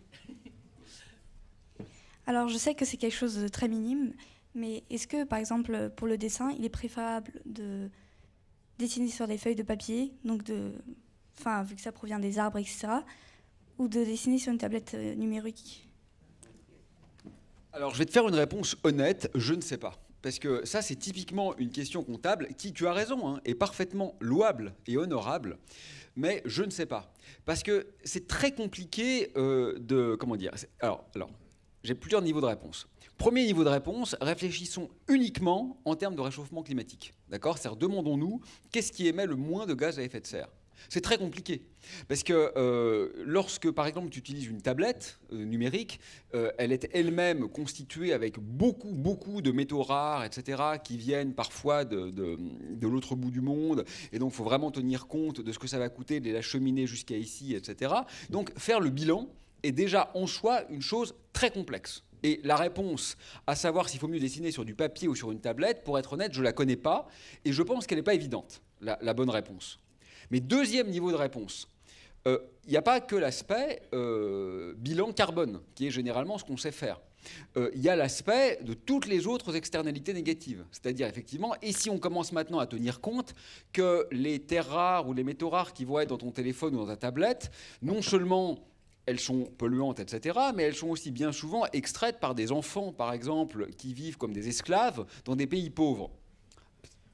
Ça, on trouve ça pas bien. Mais ça n'intervient pas dans le bilan carbone. Mais ça intervient quand même dans un bilan qui serait exhaustif. Et donc il faudrait aussi le prendre en compte. De même, bien sûr, que la déforestation qui serait associée au papier et qui aurait des conséquences, par exemple, sur les êtres vivants de ces forêts. Ça, on ne le prendra jamais en compte dans le bilan. Dans le bilan carbone, on regardera ce qu'on a émis comme CO2. Mais le nombre d'animaux qui vont mourir parce qu'ils n'auront pas d'habitat, ça, on ne le prendra pas en compte. Donc tu vois que faudrait faire un espèce de méta-bilan. Mais il y a encore le troisième niveau, qui est de se dire, mais au-delà de tous les bilans chiffrés, il y a les choses qui ne sont pas chiffrables, à savoir qu'est-ce qui nous rend heureux, à savoir combien même on aurait tué personne en faisant ça, ni des animaux, ni des pauvres enfants dans des pays où ils sont exploités. Il y a la question de savoir si globalement ça a un impact positif ou négatif sur notre réception du réel. Mais ça, tu ne peux pas le chiffrer. Tu vois, qu'est-ce qui nous enrichit en réalité? Ça, c'est une question fondamentale qui est la plus importante et qui ne relève pas de ça. Donc moi, ma réponse honnête, c'est si on regarde simplement en termes de bilan numérique, je ne connais pas la bonne réponse. Mais ensuite, c'est que si tu dessines non pas pour optimiser quelque chose ou pour te vendre ou pour impressionner les copains sur TikTok, mais parce que c'est un désir profond que tu as et que tu exprimes ainsi ta créativité, c'est déjà gagné. C'est ça qui est important. Si tu le fais comme ça, tu ne vas pas faire 1 milliard de dessins. Parce que dans chaque dessin, tu vas investir beaucoup d'affect, tu vas convoquer beaucoup de symboles, tu vas passer beaucoup de temps à le faire, tu ne vas pas les enchaîner à la chaîne. Donc en fait, chaque dessin sera une aventure. Et donc, si tu as ce rapport-là au dessin, à mon avis, c'est déjà gagné. Et c'est ça qui est important. Je crois. Ça sera plus poétique à la main qu'à l'ordinateur. Accessoirement, je suis d'accord avec ça aussi, oui. Il y a d'autres questions? Moi, je redécouvre, tu vois, la photo argentique. Donc toi, tu n'as pas connu, hein, sans doute. C'est avec des pellicules à l'ancienne, là, où on met une pellicule dans un appareil. Alors ça coûte un peu cher. Donc la différence fondamentale, c'est que là, tu fais 50 photos. Tu as fait 50 photos. Pourquoi se priver? Après tout, ça ne coûte rien. La photo argentique, comme ça coûte cher, bah, déjà, tu te restreins. Tu réfléchis avant de faire une photo, donc tu es obligé de la cadrer, tu es obligé de l'imaginer. Puis après, il faut faire développer la pellicule. Donc ça, les jeunes, ils trouvent ça dingue. C'est-à-dire qu'il faut aller la donner à un photographe et tu as les tirages 15 jours après. Vous vous rendez compte? Et en fait, moi, je redécouvre ça. Et à chaque fois que je reçois une pellicule, je me dis, mais qu'est-ce que c'est beau! Mais j'en reviens pas, je vois le grain qui est extraordinaire, je vois cette espèce justement de temporalité paradoxale qui est fondamentalement poétique. Parce que la photo, vous ne l'avez pas tout de suite. Donc ça crée une rémanence en vous d'un instant que vous avez perdu. Et je me dis, mais qu'est-ce que c'est beau en fait! Voilà. Et c'est pas, je ne pense pas que ce soit juste nostalgique. Il y a toujours un peu de nostalgie. Hein. Il y a le côté c'était mieux avant, ça c'est très agaçant. Bon, ça c'est un tropisme psychique. Mais il n'y a pas que ça. C'est objectivement plus beau. Même les jeunes, quand ils regardent aujourd'hui des photos argentiques, ils disent, mais il y a un truc là, elle est bizarre cette photo. Pourquoi elle est si belle? Eh oui.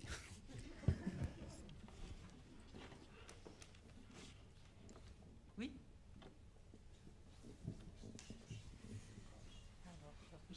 Désolée.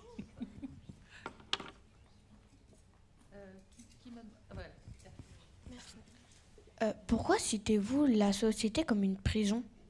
J'ai pas entendu la quoi? La société comme une prison. Ah, la société comme une prison. Oh, je pense que c'est pas toujours vrai. Hein. La preuve, tout à l'heure, normalement, on va sortir et normalement, aucun d'entre nous ne va dormir entre les barreaux ce soir. Non, mais si tu veux, sérieusement, alors peut-être que j'ai dit ça, je m'en souviens plus, c'est sans doute une caricature ou une exagération. Tu as raison de rappeler que parfois il faut faire attention au sens littéral des mots. Mais ce que je veux dire, si tu veux, c'est qu'il y a deux types de prisons. Tu vois, il y a la prison explicite, qui est vraiment, tu as des barreaux, tu ne peux pas sortir, tu es interdit de liberté de déplacement. Bon, ça, on sait ce que c'est, et évidemment, heureusement, pour la plupart d'entre nous, ce n'est pas le cas. Et puis il y a la prison implicite, c'est celle-là dont je parlais. Ce que j'appelle prison implicite, c'est en fait, tu ne t'en rends même pas compte. Tu ne t'en rends même pas compte, mais en fait, ta liberté est extrêmement diminuée de par l'environnement dans lequel tu es. Par exemple, aujourd'hui, du simple fait que là, tu habites à Paris, si tu veux aujourd'hui voir un autre être vivant qu'un homme, un pigeon, un chien ou un chat, bah, ça va être dur. Alors, ce n'est pas une prison au sens où ce n'est pas parce que tu es entre des barreaux, parce que tu es libre, tu peux marcher dans la ville. Mais n'empêche que quelle que soit la manière dont tu marches dans la ville, tu ne vas pas rencontrer un guépard. C'est comme ça. Donc si tu as envie ce soir de voir un loup ou de voir un lion, bah, c'est raté. Donc c'est un peu ça la prison implicite, si tu veux. C'est celle qui fait qu'en réalité, notre mode... Alors là, je prends un exemple caricatural hein, avec le lion et le loup. Mais au-delà de ça, tu vois, en fait, on a tellement normé notre manière d'exister qu'en fait, on a oublié qu'en fait, il y avait plein de manières différentes de marcher dans le monde. Alors, marcher au sens métaphorique, hein, il n'y a pas seulement se déplacer, mais faire des rencontres, par exemple, qui ne sont plus tellement possibles dans notre monde. Tu vois, c'est la prison symbolique. Je ne connais pas ta famille, je ne connais pas tes parents, mais bien sûr, souvent, bien sûr, bah, on ne se mélange pas trop, parce que le monde est conçu comme ça, et c'est vrai aussi pour mes enfants à moi. Bah, ils rencontrent qui ? Bah, les gens qui sont du même milieu que moi, du même environnement que moi. C'est inévitable que ça se passe comme ça. Et donc, en fait, les gens avec lesquels tu parles, bah, c'est essentiellement des gens qui te ressemblent beaucoup. Et je jette la pierre à personne.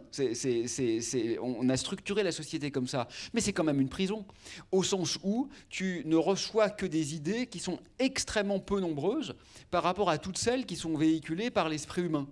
Et donc, c'est peut-être en ce sens-là, je me souviens plus bien, mais que j'ai utilisé ce mot de prison, de société comme une prison.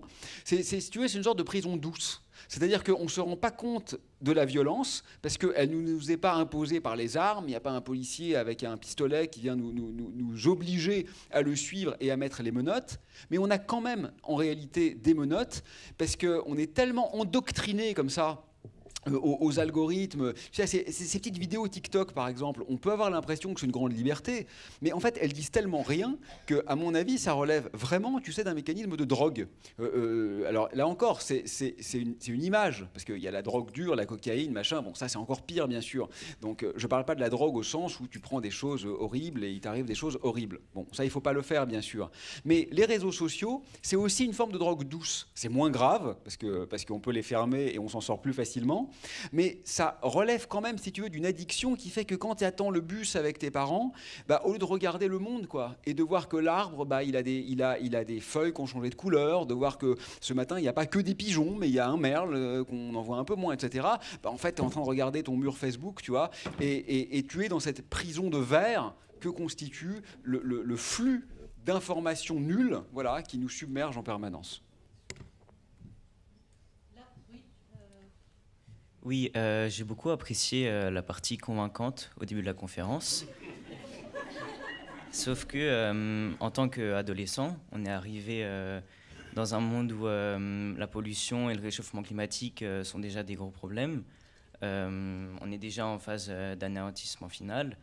Et donc, je ne pense pas en compétence de pouvoir empêcher la déforestation en Amazonie ou le rejet de molécules toxiques dans la Seine. Donc, en tant que militant qui tient une conférence justement sur que faire, qu'est-ce que vous répondriez à un adolescent qui vous demande que faire face au réchauffement climatique, à la pollution, à l'anéantissement de la biodiversité, etc. Oui, bah, tu as raison, hein, bien sûr, c'est des questions très lourdes et moi j'essaie d'être vraiment très prudent là-dessus parce que je ne veux surtout pas m'enfermer dans comme ça dans le rôle de prophète, tu vois, qui dirait aux gens faites ce que je vous dis. Je pense être prudent et modeste et humble en vous disant commencez par réfléchir et c'est déjà énorme et peut-être essayer d'habiter poétiquement le monde et c'est encore plus gigantesque. Ensuite, je crois que c'est très important alors j'avais appelé ça de façon un peu prétentieuse, là pour le coup, fractaliser la lutte. Donc tu sais, une fractale, c'est une structure mathématique qui est intéressante à toutes les échelles. Donc tu la regardes de loin, elle est intéressante, tu la regardes de près, elle est intéressante, tu la regardes de très très très très près, elle est encore intéressante. Et donc ce que je voulais dire par là, c'est que moi je pense qu'il ne faut pas marcher en rang. C'est-à-dire que, bon, personnellement, j'ai un peu réfléchi, j'ai une vision, je vous la livre ce soir, on est d'accord, on n'est pas d'accord. J'ai des amis qui sont parfois beaucoup plus encore impliqués que moi, qui ont une vision très différente, qui pensent au contraire qu'il faut absolument tout chiffrer, il faut faire des bilans en permanence, il faut essayer d'avoir des applications pour connaître l'impact en termes de pollution, d'émissions de gaz à effet de serre, etc., de chacun de nos gestes. Moi, je crois qu'ils ont tort, mais c'est pas grave. Je pense qu'il faut absolument essayer. Le seul geste dont on est sûr aujourd'hui, me semble-t-il, qu'il n'a pas de sens, c'est de continuer à l'identique. Après, la bonne direction, sincèrement, moi, je ne la connais pas, en fait. Et toi non plus, sans doute. Mais on a des espèces de ressentis. Et je pense que ce qui est très important, c'est qu'on utilise les armes qu'on maîtrise. Voilà. Donc, moi, je parle un peu parce que, bon, je ne sais pas si je le fais bien, mais en tout cas, c'est ce que je sais un peu faire. Et peut-être il y a des gens qui sont plus à l'aise avec le militantisme, du genre distribuer des tracts, faire des sites web, ou simplement discuter avec les amis, mais dans l'intime, plutôt que de le faire dans l'espace public. Moi, on m'a beaucoup reproché de ne pas m'engager en politique. Mais en fait, si tu veux, c'est une raison très simple. C'est que premièrement, je pense que c'est pas là qu'il se passe les choses importantes. Et ensuite, quand tu fais de la politique, il faut tout le temps penser à plaire. Et je trouve que c'est catastrophique, parce que si on s'en prend à Saint-Thomas, ben on ne plaît pas. Mais moi, je m'en fiche, je ne cherche pas à être élu. Donc, mais néanmoins, il y a des gens bien qui font de la politique. Généralement, plus on monte dans le niveau, plus c'est des gens qui sont peu intéressants ou peu honnêtes. Mais quand vous regardez à petite échelle, au niveau des villages, etc., il y a plein de gens qui deviennent maires parce que vraiment, ils y croient, quoi. Ils ne sont pas là pour s'enrichir. Hein. Quand tu es maire de village, généralement, tu ne deviens pas riche. Donc, il y a plein de gens qui font de la politique avec de bonnes intentions. Ils ne sont pas tous corrompus, ce n'est pas vrai. Bon, et donc tout ça pour dire que, je suis désolé, c'est une réponse un peu vaseuse, mais ma réponse c'est que je crois qu'il faut faire ce qu'on sait faire. Voilà. J'ai des amis à Extinction Rébellion, des mouvements comme ça. Alors bon, comme vous êtes jeune, je vous le conseillerais pas. Vous verrez quand vous serez majeur. Bon, en vrai, c'est pas bien méchant. Hein, c'est pas des gens qui posent des bombes. Hein. Bon, ils font des actions de désobéissance civile soft, mais bon, je le conseillerais pas à des enfants en tout cas.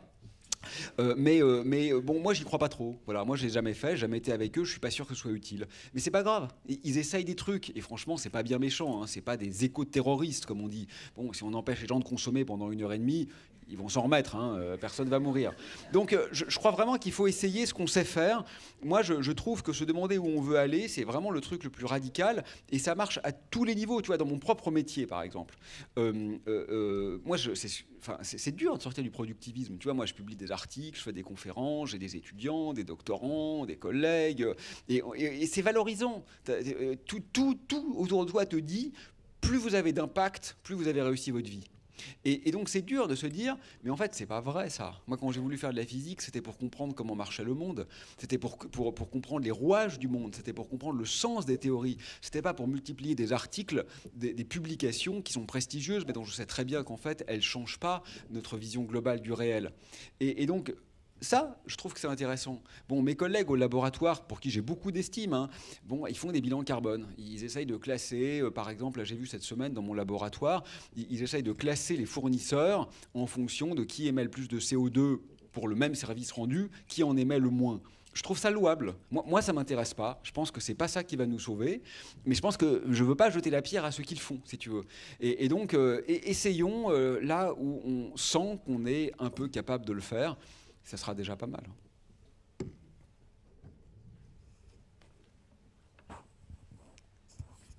Une autre réaction ? Peut-être manque-t-il une dimension de l'univers où... Attendez, monsieur, il faut le micro pour parler. Il y a plus. Est-ce qu'il y a encore des réactions des enfants, des ados, Bon, alors. Ah, là-haut.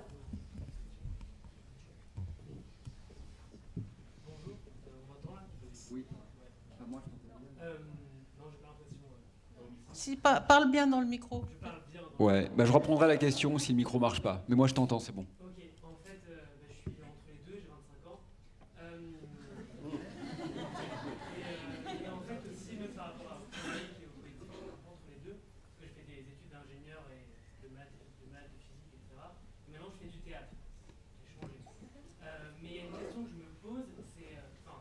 j'ai l'impression qu'un des problèmes aujourd'hui, c'est la question de l'isolement que chacun peut avoir dans sa bulle.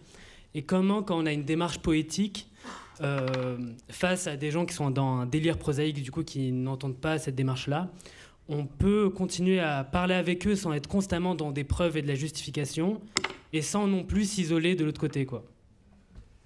Bah, je préférerais, sur cette question, que tu me donnes une réponse plutôt que de poser la question. C'est très difficile. Moi, je crois plus trop, mais peut-être j'ai tort. Là, vraiment, je vous livre mon impression, mais j'en sais rien. La vraie réponse est j'en sais rien. Mais en tout cas, je crois de moins en moins, moi, à la démonstration. Parce que pour qu'il y ait démonstration, pour que ça marche l'argumentation vraiment rationnelle, il faut qu'on soit déjà d'accord sur les bases. C'est-à-dire qu'en effet, si la question est qu'est-ce qui émet le moins de CO2, boire de l'eau en bouteille ou boire de l'eau du robinet, là la démonstration ça marche. On enquête, on trouve la réponse et on est content. Mais dès lors qu'il s'agit d'un choix civilisationnel, de vraiment se demander où on veut aller, c'est pas une question de démonstration, c'est une question de ressenti. Et je ne peux que te féliciter d'avoir opté pour le théâtre parce que je crois fondamentalement que bien que les ingénieurs soient tout à fait respectables et qu'il en faille un peu. L'art, c'est certainement le geste le plus salvateur actuellement.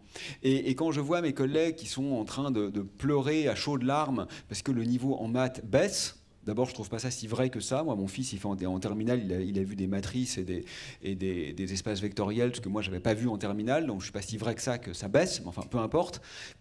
Peu importe, les maths sont encore en position presque d'hégémonie. Elles sont en position ultra dominante. Alors que chacun sait qu'à l'école, si vous êtes mauvais en art plastique ou mauvais en musique, votre carrière n'aura pas de problème. Hein, et vos parents ne se fâcheront pas. En fait, c'est l'heure de récréation, l'heure de musique à l'école. Tout le monde le sait, ça. Et en fait, c'est dramatique. Parce que le geste artistique, c'est vraiment un geste fondationnel dans notre rhizome de signification. C'est le moment où on peut complètement revoir la chaîne symbolique. Mais la chaîne symbolique, c'est pas un truc abstrait d'intellectuel. C'est ce qui fait sens. En fait, tout ne vaut que symboliquement. Tout. Là, j'ai des bracelets. Ils ont un sens parce qu'ils réfèrent à quelque chose. En tant que tel, un bout de métal autour du poignet, ça n'a aucun intérêt, ça n'a aucun sens. Tout est symbolique. J'ai les cheveux longs. Bah oui, c'est pas pour être beau, j'en sais rien. C'est symbolique. Tout est symbolique. Ma chemise est symbolique. La vôtre aussi. Les chaussures que vous voulez acheter sont symboliques. Vous savez très bien que quand vous achetez des tennis de prix, vous les achetez, j'en sais rien, moi, 100 fois leur prix réel. Vous les achetez pour un symbole. En l'occurrence, je ne vous le recommande pas d'ailleurs. Mais peu importe. Et donc tout ça pour dire que je trouve que le geste artistique, en fait, il est extrêmement important parce que c'est le moment où la chaîne de référence est un peu remise en cause. Et donc, quand on est face, puisque c'était ta question, à des gens qui sont dans leur bulle productiviste, qui sont malheureux mais qui ne s'en rendent même pas compte et qui ne veulent pas effectivement entendre d'arguments simples et rationnels, moi je crois que le mieux qu'on puisse faire, c'est leur montrer dans les faits, tu vois, qu'un autre monde sensible est possible. Rendre sensible, c'est extrêmement important. C'est pour ça que moi, les gens qui n'arrêtent pas de me dire « mais les fusées, c'est bon parce qu'il y a des satellites qui étudient le ciel profond ». Mais bien sûr, moi, en tant que cosmologiste, j'utilise des données des satellites. Elles sont là, je m'en sers. Évidemment que c'est vrai, ça. Mais il n'empêche que ce ciel-là, il n'est plus sensible. C'est un ciel qui est complètement normé et chiffré, c'est plus le ciel avec lequel on peut entrer en communion. Et donc je trouve que c'est plus intéressant de dire à ces gens-là, de leur suggérer des œuvres, quelles qu'elles soient, même si elles n'ont rien à voir avec l'écologie, mais qui vont chambouler un peu leur axiologie, leur ontologie, donc ça veut dire leur valeur et leur définition de l'être. Je trouve que c'est beaucoup plus utile que de leur dire « mais là tu vois, ton truc, ça émet tant de CO2 ». Bon, on s'en fout. Merci. Oui. Bon, je fais le tour.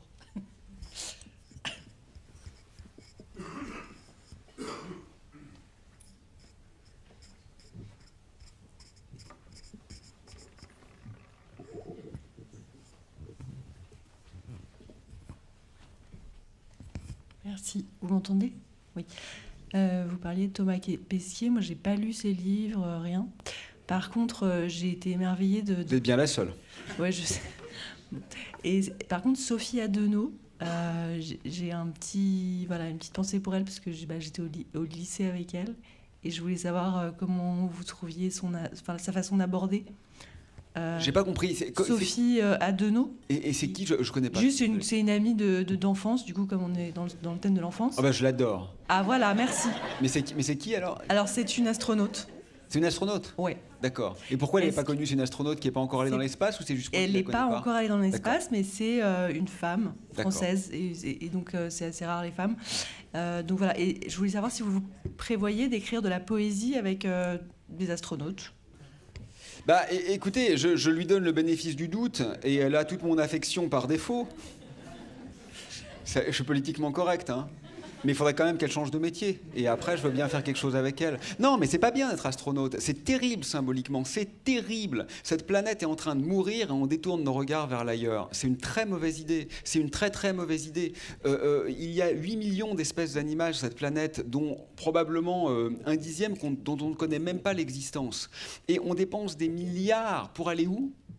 Là où il n'y a rien. Parce qu'il n'y a rien dans l'espace, il n'y a strictement rien. On ne va pas découvrir quoi que ce soit de beau, on ne va pas découvrir d'arbres, on ne va pas découvrir d'animaux, on ne va pas découvrir de poèmes. En fait, on va voir rien, parce qu'il n'y a rien dans l'espace. Sur la Station spatiale internationale, il n'y a rien. Et ce n'est pas l'espace d'ailleurs, hein. Vous savez que c'est à 400 km d'altitude, donc si la Terre était une orange, la distance entre la Station spatiale internationale et la Terre, c'est la même que la distance entre la peau d'orange et l'orange. Ah super, super. Donc, non mais je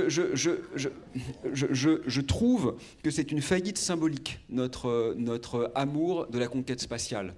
C'est vraiment une faillite symbolique, c'est une reproduction du geste colonial qui veut qu'on va quand même planter ce putain de drapeau sur la Lune et bientôt sur Mars. Mais qu'est-ce qu'on a appris en allant sur la Lune?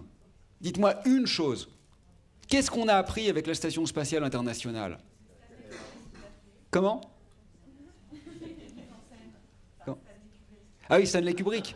Ouais. Ah oui, oui, bah c'est génial, le film de Kubrick, il est extraordinaire. Ouais. Ouais. Oui, le film de Kubrick, il est magnifique. Oui, ça je suis d'accord, ça en revanche. Oui, ça c'est. Bon, écoutez, voilà, je suis un peu vindicatif, mais c'est pas grave parce qu'une fois de plus, la raison pour laquelle je me permets d'être un peu vindicatif, c'est parce que précisément les astronautes jouissent d'une aura extraordinaire. Alors que je pense qu'ils sont la quintessence de ce qu'on a fait de pire. C'est-à-dire vraiment d'aller maculer même le dernier refuge de ce qu'on espérait n'être pas encore complètement sali par tout notre délire de fer, de kérosène, d'hydrogène liquide et d'objets techniques. Il restait encore le ciel. Et même ça, c'est mal barré. Et d'ailleurs, j'ai été moi-même mis en difficulté avec ça. Donc là, je fais juste une petite confession de 30 secondes, parce que je m'inscris, moi, dans une pensée que j'espère être très radicalement décoloniale. Et j'ai été une fois à un festival d'astronomie et il y avait des chercheurs, des scientifiques africains qui étaient tout contents parce qu'ils allaient enfin pouvoir participer à l'aventure spatiale. Et ça a été pour moi une grande dissonance cognitive parce que j'avais envie de leur dire mais ne faites surtout pas ça. Et en même temps, ça aurait été justement très colonial de leur dire voilà ce que vous devez faire et voilà ce que vous ne devez pas faire. Et donc j'étais juste triste en fait en leur disant mais d'abord vous vous rendez pas compte que vous n'avez aucune chance, c'est-à-dire que vous n'arriverez jamais à la cheville de la Chine ou des États-Unis. Donc en fait on va vous donner des miettes dans cette aventure, mais vous n'y participerez même pas vraiment. Et ensuite ce que vous avez à apprendre à la totalité du reste du monde, c'est justement la beauté de votre rapport au ciel.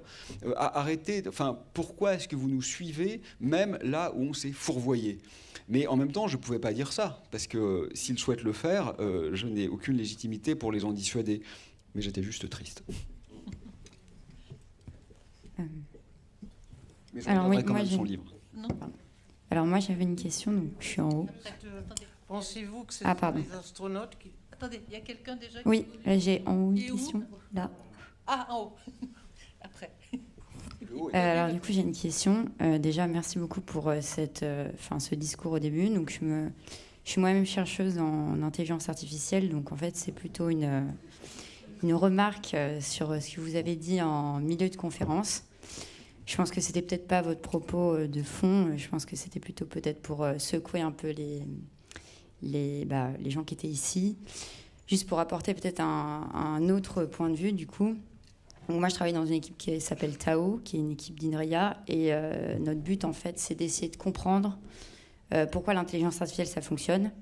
Donc ça veut dire sur quel type de problème ça fait sens d'utiliser l'IA, et en fait, sur quel autre type de problème ça fait pas sens. Et donc, en fait, ce qu'on se rend compte, effectivement, c'est que les problèmes qui relèvent de l'artiste, c'est-à-dire qu'en fait, quand on essaye de créer une art, on amasse plein de connaissances, mais en fait, des connaissances qui nous sont propres. C'est-à-dire qu'en fait, on a un tracé, on a une vie, et notre vie a fait qu'on a eu accès à telle connaissance. Et donc c'est pour ça qu'en fait on est capable, nous en tant qu'artistes, de créer une œuvre. Mais c'est vrai qu'une IA, ça fait pas sens en fait qu'elle fasse une œuvre d'art, parce que comme elle a les connaissances de tout le monde, elle n'a pas d'histoire, et donc en fait elle fait pas d'art. Mais il y a des problèmes pour moi où ça fait sens de les utiliser.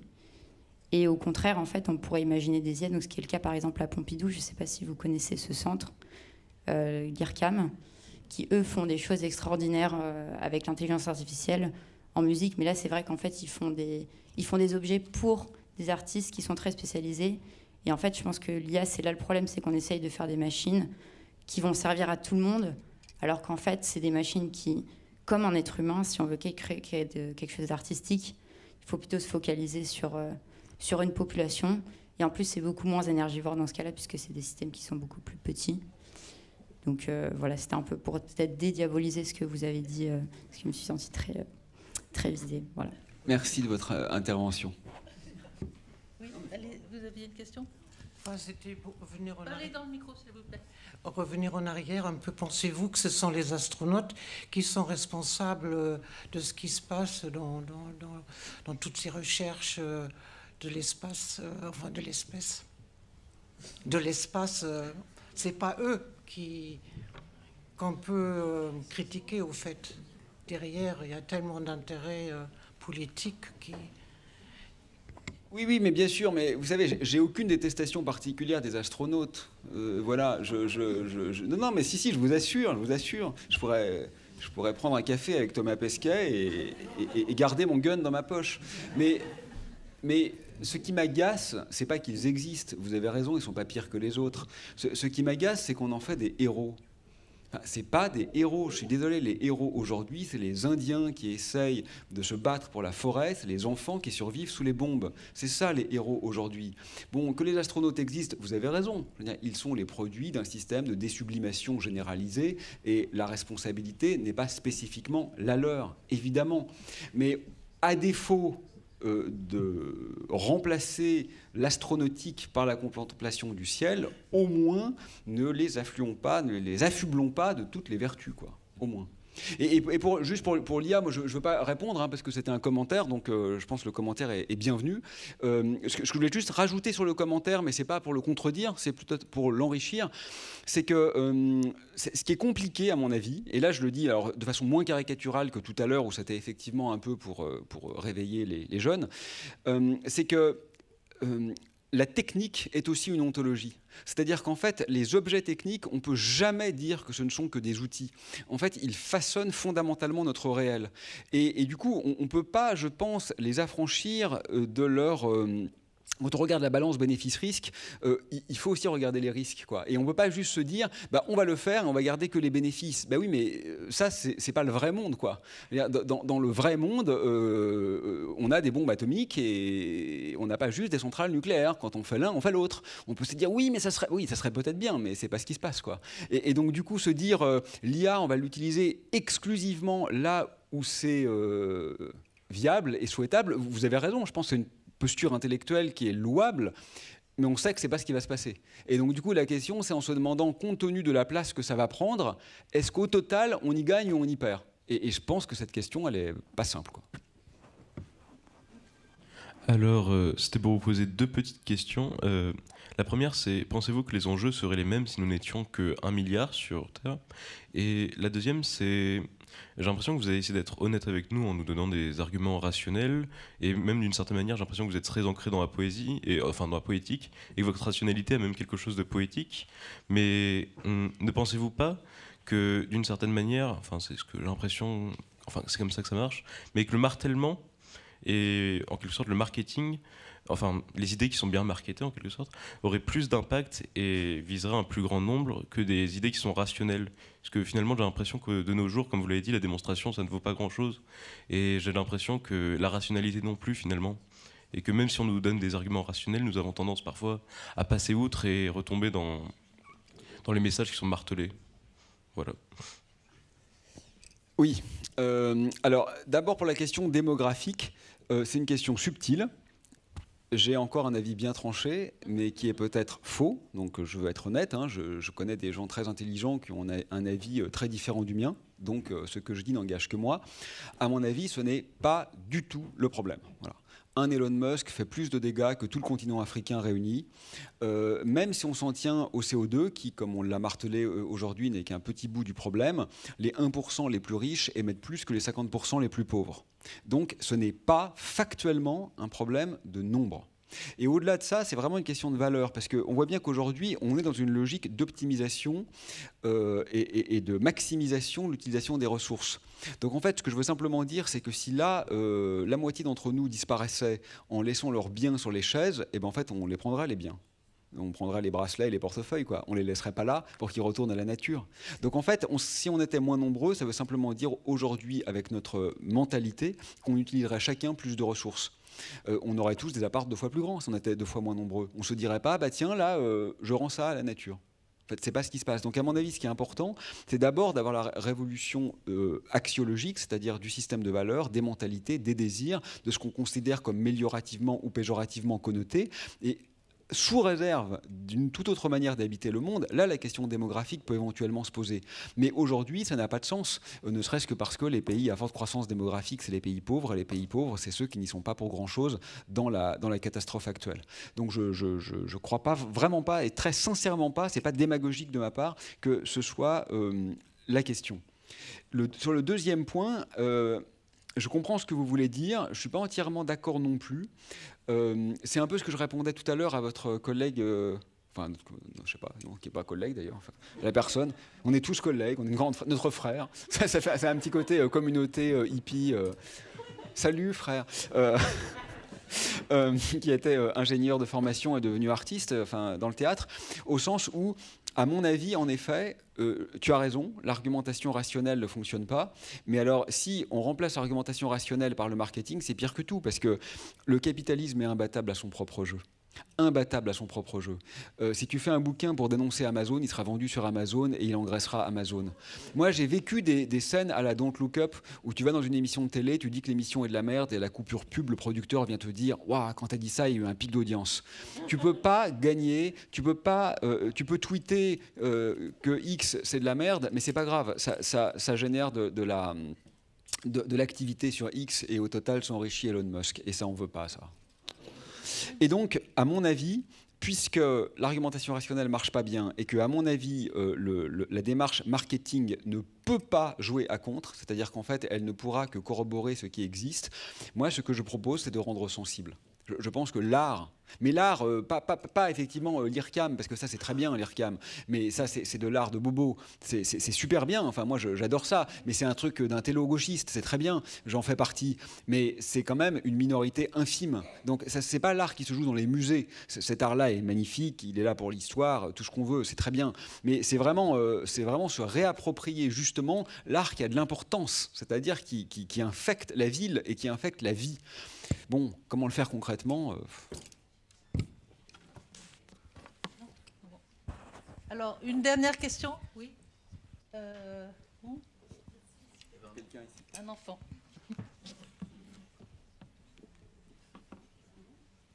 Tu avais une question? Non, moi j'ai vu ici, je crois. Non? Ah, c'est là. Ouais, je crois que c'est là. Bonjour, je vais essayer d'être concise. Déjà, je voulais vous remercier de mettre en lumière et de rendre honneur à ces métiers qui sont un petit peu piétinés. Alors, je prêche pour ma paroisse parce que j'en suis de ces improductifs. Et donc, argumenter ce soir ne va pas être simple parce que ce n'est pas mon fort. Mais je voulais, en toute modestie, suggérer un chemin, une réflexion, parce que je me la pose aussi. Aujourd'hui, vous soumettez à l'exercice de répondre à des questions d'enfants. Ça ne doit pas être facile. et moi, je suis une enfant qui a vieilli. Je n'ai pas fait exprès. On grandit beaucoup moins vite, toutefois, que l'on ne vieillit. Et en ce sens, je suis moi-même maman. Et je me pose cette question. Non, certainement pas. Je me pose cette question. Nous inculquons à nos enfants, nous leur apportons une culture à travers les livres, à travers la filmographie que l'on peut leur apporter, sur une bienveillance sur le monde. Il est évident que l'on ne propose pas des dessins animés ou de la littérature de jeunesse en mettant en héros le dictateur, le méchant, celui qui pollue. Non, dans la littérature jeunesse, on aime les animaux, on aime la planète, on aime les arts, tout ça c'est beau. Et Et quand on devient une grande personne, c'est plus une affaire sérieuse. Alors ma piste, ma suggestion, ce serait peut-être de rendre tout son sérieux à cette contemplation, à cet amour du beau, du vivant, et de non plus se déshumaniser, mais se désanimaliser. Enfin, on est vraiment là-dedans. On se désanimalise, on a perdu notre rapport à la terre, au monde, sans déifier, sans parler de la Pachamama et tout le folklore. Notre rapport profond au monde que l'on inculque à nos enfants. Et du moment où on est une grande personne, comme le dit Saint-Exupéry, c'est plus sérieux. Et si on rendait son sérieux à tout ça, ça c'est une piste, parce que c'est ma question aussi, c'est ma suggestion, c'est en toute modestie bien sûr. Voilà. Je vous remercie. Je vous remercie. Je crois que c'est un peu ce que j'ai essayé de dire aussi, oui, en incluant tout ce que vous avez mentionné et peut-être un peu aussi, comme le dit Amer Méziane, l'invisible. Je pense que c'est aussi important. J'avais une toute dernière question. Je vais essayer de faire très court. On a beaucoup parlé de nos amis les ingénieurs et c'est intéressant aussi. On a aussi parlé du marketing, mais il y a aussi l'aspect du droit. Aujourd'hui, il y a tout ce qu'on entend, la taxonomie européenne, toute la législation là-dessus, passer sur les voitures électriques. Et je voulais savoir, aujourd'hui, forcément, c'est un débat de ce qu'on peut penser, de où va le droit. Est-ce que vous pensez que le droit peut aussi faire partie de la solution si on l'utilise autrement ? Non, mais bien sûr, le droit, sans aucun doute, est indispensable, mais il arrive après, quoi. C'est-à-dire que le droit, il arrive quand on a déjà mis en place un système de valeurs. Je suis absolument persuadé que l'éthique est antérieur au légal. Le légal vient quelque chose, le juridique vient entériner l'éthique. Et le problème, c'est qu'on n'en est pas encore là. Et donc, bien sûr, il faut le faire, mais l'ennui, si vous voulez, c'est que actuellement, le juridique, je pense qu'il est encore prisonnier. C'est vrai que j'emploie le mot, comme me l'a dit quelqu'un tout à l'heure. Il est encore prisonnier du fantasme de la liberté individuelle comme étant l'alpha et l'oméga de la pensée politique occidentale. Alors comprenons-nous bien, je ne veux absolument pas dire qu'il faut être contre la liberté et pour la dictature, comme le disent mes détracteurs. Ce n'est pas du tout ça la question. C'est le mot individuel qui est important. Ce n'est pas le mot liberté qui pose problème. C'est de croire que que le commun, en fait, n'est que secondaire, que le commun vient après, et non pas que le commun est premier. Et donc, dans cette matrice-là, j'ai l'impression que pour le moment, ce que peut faire le juridique, c'est minimiser les dégâts, ce qui est déjà pas mal, hein, ce qui est déjà pas mal. Mais oui, dès qu'on parle de taxes, par exemple, c'est quand même problématique de parler de taxes. Ça veut quand même dire essentiellement que... je vais prendre un exemple choquant. On ne dit pas que si on veut tuer quelqu'un, il faut payer quand même très cher. Ah non, même les riches ne peuvent pas tuer normalement. Et là, c'est pareil. Mais pour la pollution, c'est pas ça en revanche. Pour la pollution, vous pouvez polluer, mais il faudra payer très cher. C'est bizarre. Ça veut dire finalement détruire la vie de nos enfants. Ça va être réservé à une élite financière, pas une élite intellectuelle. C'est quand même curieux finalement, parce que les taxes, ça marche très bien. Hein. C'est sûr que si on taxe énormément l'avion, il y aura moins de vols en avion. Mais pourquoi ? Mais il ne faut pas le taxer, il faut l'interdire. Pas brutalement pour tout le monde et inconditionnellement, mais c'est extrêmement injuste, les taxes. Les taxes, ça veut dire ceux qui ont les moyens continueront à le faire et les autres vont arrêter. Donc, in fine, ça va baisser, ça c'est vrai, mais ça va baisser de façon drastiquement injuste. Il se trouve que là, aujourd'hui, même si on est riche, on ne peut pas aller acheter un AK-47. Bon, c'est pas en vente libre en France. Les armes automatiques ne sont pas en vente libre en France. Très bien. Pourquoi les 4x4 sont en vente libre en France ? Ça ne sert à rien de les taxer, il faut les interdire. Faut être un peu juste. La taxe, c'est extrêmement injuste. Alors vous allez me dire, interdire, c'est aussi juridique, hein, c'est tout à fait vrai ça. Mais c'est un niveau un peu plus musclé quand même, je pense, du juridique. Bien, on va s'arrêter là. Merci beaucoup Aurélien.